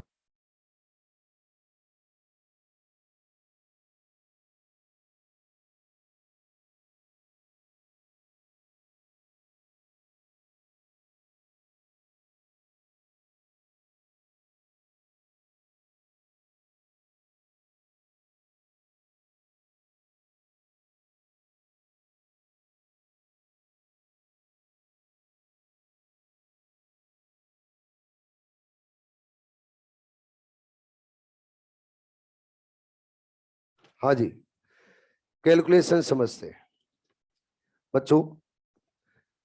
जब हम एरोबिक रेस्पिरेशन की बात करें तो एरोबिक रेस्पिरेशन की स्टेप्स हैं, उन स्टेप्स को यहां पे लिखेंगे। ठीक है जी। उसके बाद में सबस्ट्रेट लेवल फॉस्फोराइलेशन से कितने एटीपी सिंथेसाइज हो रहे हैं वो यहां पे लिखने हैं। फिर हमें ऑक्सीडेटिव फॉस्फोराइलेशन है, उस ऑक्सीडेटिव फॉस्फोराइलेशन से कितने एटीपी सिंथेसाइज हो रहे हैं वो यहां पर लिखने हैं। बोल सकते हैं क्या? और ऑक्सीडेटिव फॉस्फोराइलेशन होगा तो किससे बनाएंगे? ETS से। अरे ठीक है। फिर हमें देखना है टोटल प्रोडक्शन। क्या देखना है बच्चे? Total production. और टोटल प्रोडक्शन के बाद में कितने कंज्यूम हुए ये देखना है। और उसके बाद में हमें देखना है नेट गेन। अरे क्या देखना है? Net gain. ये किसके लिए कैलकुलेशन कर रहे हैं? For one glucose molecule. कितने ग्लूकोज मॉलिक्यूल के लिए कर रहे हैं? 1 के लिए। सबसे पहली स्टेप का नाम बताओ। क्या बच्चों ग्लाइकोलाइसिस है? अरे बोलो, पेन रख दो सारे। पहली स्टेप का नाम क्या है? Glycolysis pathway. जैसे जैसे मैं पूछ रहा हूं आंसर देते जाए, और जिसका भी नहीं आया आंसर ध्यान रखना, उसके ऊपर नजर रहेगी मेरी। ग्लाइकोलाइसिस पाथवे के अंदर सबस्ट्रेट लेवल फॉस्फोराइलेशन से कितने एटीपी बनेंगे? हैं? पक्का? कितने एटीपी बन रहे हैं? 4। तो ये लिख दिए 4। बच्चों ऑक्सीडेटिव फॉस्फोराइलेशन से कितने एटीपी बनेंगे? ऑक्सीडेटिव फॉस्फोराइलेशन से। अब की बार गड़बड़ हो गया। सुनो, क्या हम 2NADH2 बनाते? ठीक है। अब इन 2NADH2 को अगर ग्लिसरॉल फॉस्फेट शटल से ले जाओगे, किसे ले जाओगे? ग्लिसरॉल फॉस्फेट शटल से। इधर ही लिख देता हूं मैं। ये 2NADH2 बनाया आपने यहां पे। अगर 2NADH2 बनाए हैं और इनको ले गए हम ग्लिसरॉल फॉस्फेट शटल से, तो क्या ये 2FADH2 में कन्वर्ट हो गए? अरे बोलो, तो बताओ कितने एटीपी मिलेंगे? 4। कितने मिलेंगे? 4। ठीक है जी। और अगर इन 2NADH2 को हम ले गए मेलेट एस्पार्टेट शटल से, तो क्या बच्चे 2NADH2 रहेंगे? तो बताओ कितने टीबी 6। तो या तो बच्चों ऑक्सीडेटिव फोस्फोराइलेशन से जो ग्लाइकोलिसिस पाथवे में NADH2 बने उनसे या तो कितने एटीपी मिलेंगे 4 या फिर कितने मिलेंगे 6। जो आप लोगों को पहले बताया था वो क्लियर है अब? अरे बोलो कहां पे बताया था? ग्लाइकोलाइसिस में। आगे टोटल प्रोडक्शन बताओ कितना है? टोटल प्रोडक्शन क्या बच्चों या तो क्या होगा 8 या फिर क्या रहेगा 10। ठीक है जी। अब बताओ इसमें से कंज्यूम कितने किए 2। कहां कहां कंज्यूम किए ये भी बता सकते हैं अपन, स्टेप नंबर फर्स्ट और स्टेप नंबर थर्ड। ठीक है। अब नेट बताओ कितने होंगे, या तो 6 एटीपी या फिर कितने रहेंगे 8 एटीपी। यहां तक कोई डाउट है बोलो? मैं बोल रहा हूं यहां तक कोई डाउट है तो बोलो, पूछ लो अभी तो डाउट है तो, ऑनलाइन वाले भी है क्या कोई डाउट यहां तक? अरे बोलो। हाँ बोलो। ऑक्सीडेटिव फोस्फोरिलेशन किसकी हेल्प से करते हैं? ईटीएस। ईटीएस में जब हम ग्लाइकोलिसिस पाथवे के NADH2 को ले जाएंगे तो सटल सिस्टम की हेल्प लेनी पड़ेगी। ग्लिसरॉल फॉस्फेट सटल सिस्टम से ले जाते हैं तो NADH2 किस में कन्वर्ट हो जाते हैं? FADH2। और 1 FADH2 से कितने टीपी 2 से कितने मिलेंगे 4। मेलेट एस्पार्टेट शटल काम करेगा तो NADH2 की फॉर्म में जाएगा, तो 1 NADH2 से 3 तो 2 से कितने हो जाएंगे 6। क्लियर है? आगे लिंक रिएक्शन। लिंक रिएक्शन है, उस लिंक रिएक्शन में बताइए सबस्ट्रेट लेवल फोस्फोराइलेशन से एटीपी 0। बच्चों ऑक्सीडेटिव फोस्फोराइलेशन से कितने एटीपी 6। कैसे बच्चों 2 NADH2 फॉर्म होते हैं, अरे बोलो, और 2 NADH2 से कितने एटीपी बन जाएंगे 6। आप बोलोगे सर यहाँ पे सटल सिस्टम ना है, सटल सिस्टम का नाम ही नहीं लेना है यहाँ पर। क्यों? क्योंकि ये रिएक्शन कहां चल रही है? मैट्रिक्स में। अगर मैट्रिक्स में चल रही है तो माइटोकॉन्ड्रियल इनर मेम्ब्रेन तक ले जाने की सटल सिस्टम की रिक्वायरमेंट होगी क्या? आगे टोटल प्रोडक्शन कितना हो गया है 6 एटीपी। बताओ कंज्यूम कितना हुआ 0, तो नेट गेन कितना हुआ 6 एटीपी। ठीक है जी। अगला और नेक्स्ट कौन है? Krebs cycle. क्रेब्स साइकिल, इस क्रेब्स साइकिल के अंदर सबस्ट्रेट लेवल फॉस्फोरिलेशन से कितने एटीपी 2। अरे कितने 2। क्या इनको जीटीपी भी बोला जाता है? आप तो मुझे बताओ NADH2 कितने बनेंगे 6 NADH2 बनेंगे तो एटीपी कितने हो गए? अरे कितने हो गए 6 × 3 18 एटीपी। ठीक है। FADH2 कितने बनेंगे 2 क्या बनेंगे FADH2। अगर 2 FADH2 है तो क्या 4 एटीपी। अब टोटल एटीपी कितने 22। तो सबस्ट्रेट लेवल ऑक्सीडेटिव फोस्फोरिलेशन से जब हम क्रेब्स साइकिल में देखेंगे तो कितने एटीपी बनेंगे 22। क्लियर है? आगे टोटल प्रोडक्शन देखिए आप, क्या 24 एटीपी। बच्चों कंज्यूम कितने हो रहा है 0, तो नेट कितना हो गया 24 एटीपी। क्लियर है? अब अपने को 1 ग्लूकोज के लिए नेट गेन निकालना है। निकालो इधर 1 ग्लूकोज के लिए नेट गेन, या तो कितने 36 या फिर कितने 38। ठीक है जी। अब 36 कब बनेंगे? जब ग्लिसरॉल फॉस्फेट सटल यूज में आएगा। और 38 कब बनेंगे? जब मेलेट एस्पार्टेट सटल यूज में आएगा। तो बोलो क्लियर है अच्छे से? अब सुनो अगला पॉइंट। जब यूकेरियोटिक सेल में हम रेस्पिरेशन रन कर रहे हैं एरोबिक, तो क्या सटल सिस्टम काम करेगा? करेगा, लेकिन सभी सेल के अंदर वर्क नहीं करेगा। ठीक है जी। अगला पॉइंट, जब हम बच्चे प्रोकैरियोटिक सेल की बात करें तो प्रोकैरियोटिक सेल के अंदर माइटोकॉन्ड्रिया के अंदर रेस्पिरेशन चलता ही नहीं। पूरा ही रेस्पिरेशन कहां चलता है? साइटोप्लाज्म। तो जब एरोबिक रेस्पिरेशन चलेगा प्रोकैरियोटिक सेल में तो ग्लाइकोलिसिस पाथवे कहां चलेगी? साइटोप्लाज्म। लिंक रिएक्शन कहां चलेगी? साइटोप्लाज्म। क्रेब्स साइकिल कहां चलेगी? साइटोप्लाज्म। अगर पूरी की पूरी साइटोप्लाज्म में चल रही है तो फिर ईटीएस कहां चलेगा? सेल मेम्ब्रेन में। कहां चलेगा? Cell membrane. अगर सेल मेम्ब्रेन में चल रहा है तो क्या सटल सिस्टम की रिक्वायरमेंट होगी? कोई सटल सिस्टम की रिक्वायरमेंट नहीं होगी। अगर नहीं होगी तो जब भी प्रोकैरियोट्स है, उन प्रोकैरियोट्स के अंदर 1 ग्लूकोज का कंप्लीट ऑक्सीडेशन किया जाएगा तो टोटल कितने एटीपी बनेंगे? 38। कितने बनेंगे? 38। क्लियर है अच्छे से? अरे बोलो। अब क्वेश्चन आता है एनसीईआरटी से रिलेटेड। एनसीईआरटी और एनसीईआरटी के अकॉर्डिंग बात करेंगे तो फिर क्या होगा? जब हम एनसीईआरटी के अकॉर्डिंग बात करें तो एनसीईआरटी बोलती है 1 ग्लूकोज के कंप्लीट ऑक्सीडेशन से 38 एटीपी बनते। कितने बनते हैं? 38 एटीपी बनते हैं। एक लाइन लिख देती है बस एनसीईआरटी। जब 38 एटीपी के लिए बोल रहा है तो कभी भी आपसे पूछा जाए कि 1 ग्लूकोज के कंप्लीट ऑक्सीडेशन से कितने एटीपी सिंथेसाइज होंगे, तो आपको 36 और 38 में से क्या चूज करना है? 38। और जब स्पेसिफिक बच्चे सटल सिस्टम का नाम दिया जाए तो सटल सिस्टम के अकॉर्डिंग आंसर देना है। अरे ठीक है। अगर आपको बोला जाए हार्ट लिवर किडनी के अंदर कितने होंगे? 38। ठीक है जी। अरे क्लियर है अच्छे से? तो फिर और अच्छे क्वेश्चन हो जाए कुछ। तैयार हो? क्वेश्चन सुनो।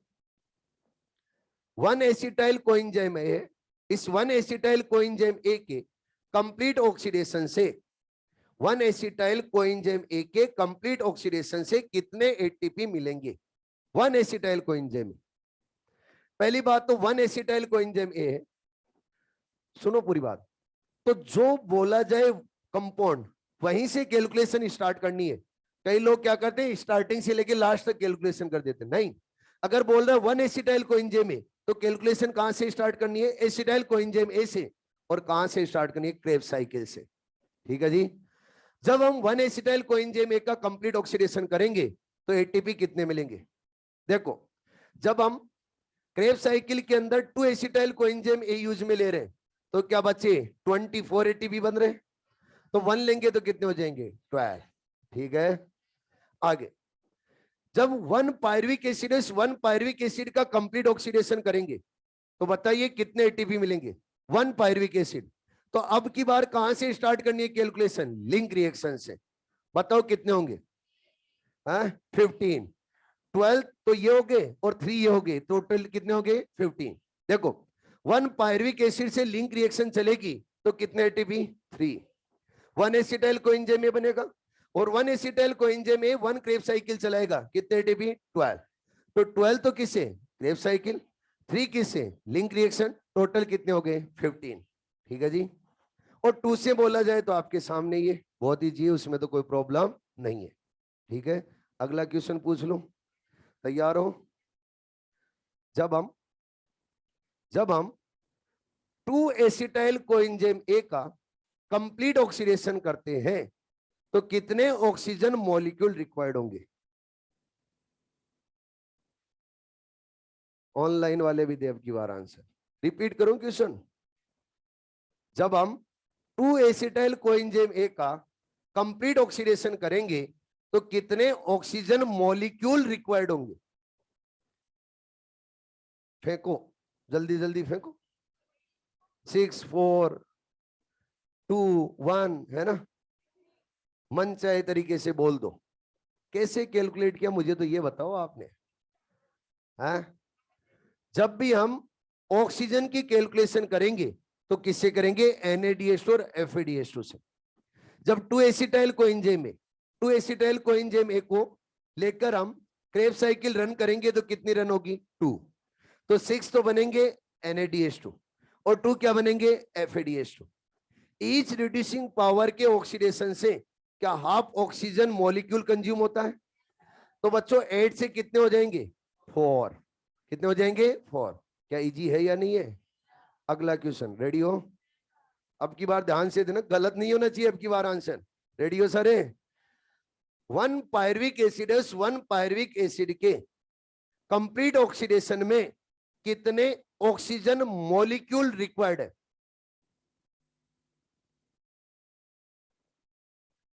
रिपीट कर, क्वेश्चन को मॉडिफाइड कराओ, छोड़ो, इजी बनाता हूं क्वेश्चन को, है ना?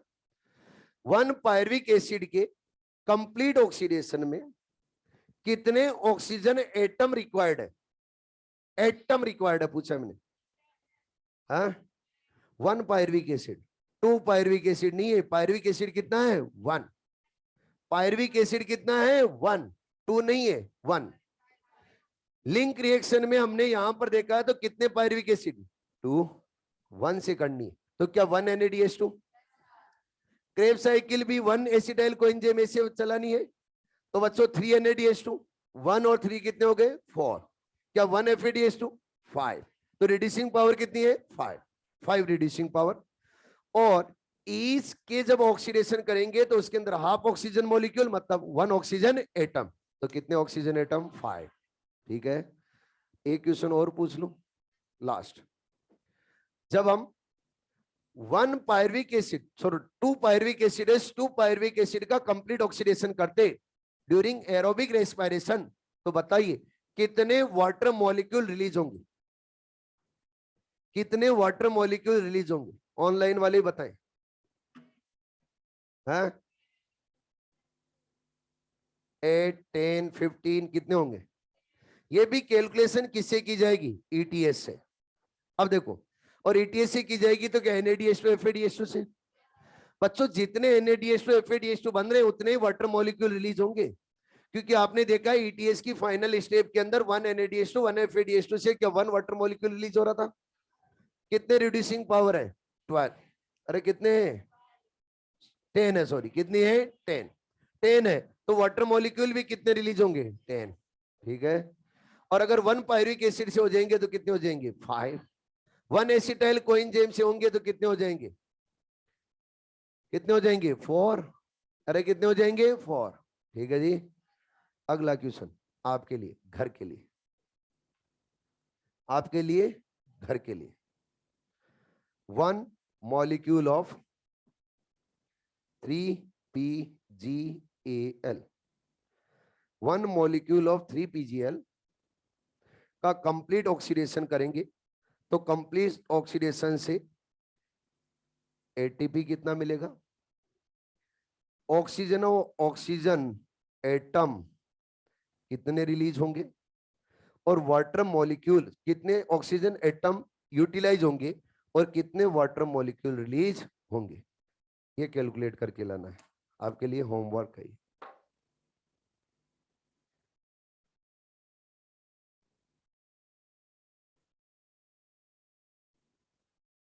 1 मॉलिक्यूल ऑफ 3PGL, मॉलिक्यूल 1 है, ध्यान रखना है। हेलो बच्चों, मॉलिक्यूल कितना है 1।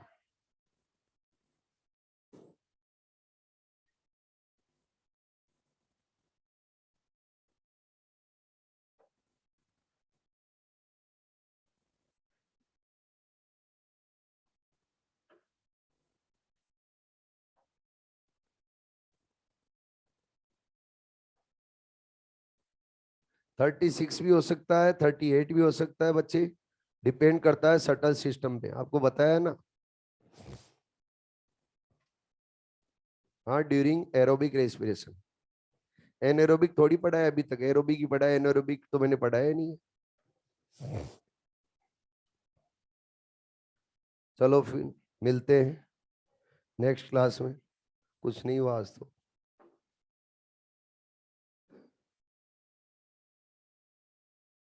57 ATP,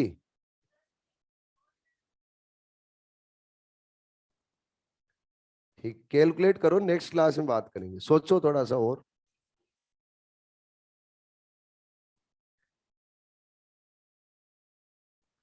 ओके, मिलते हैं नेक्स्ट क्लास में, थैंक यू।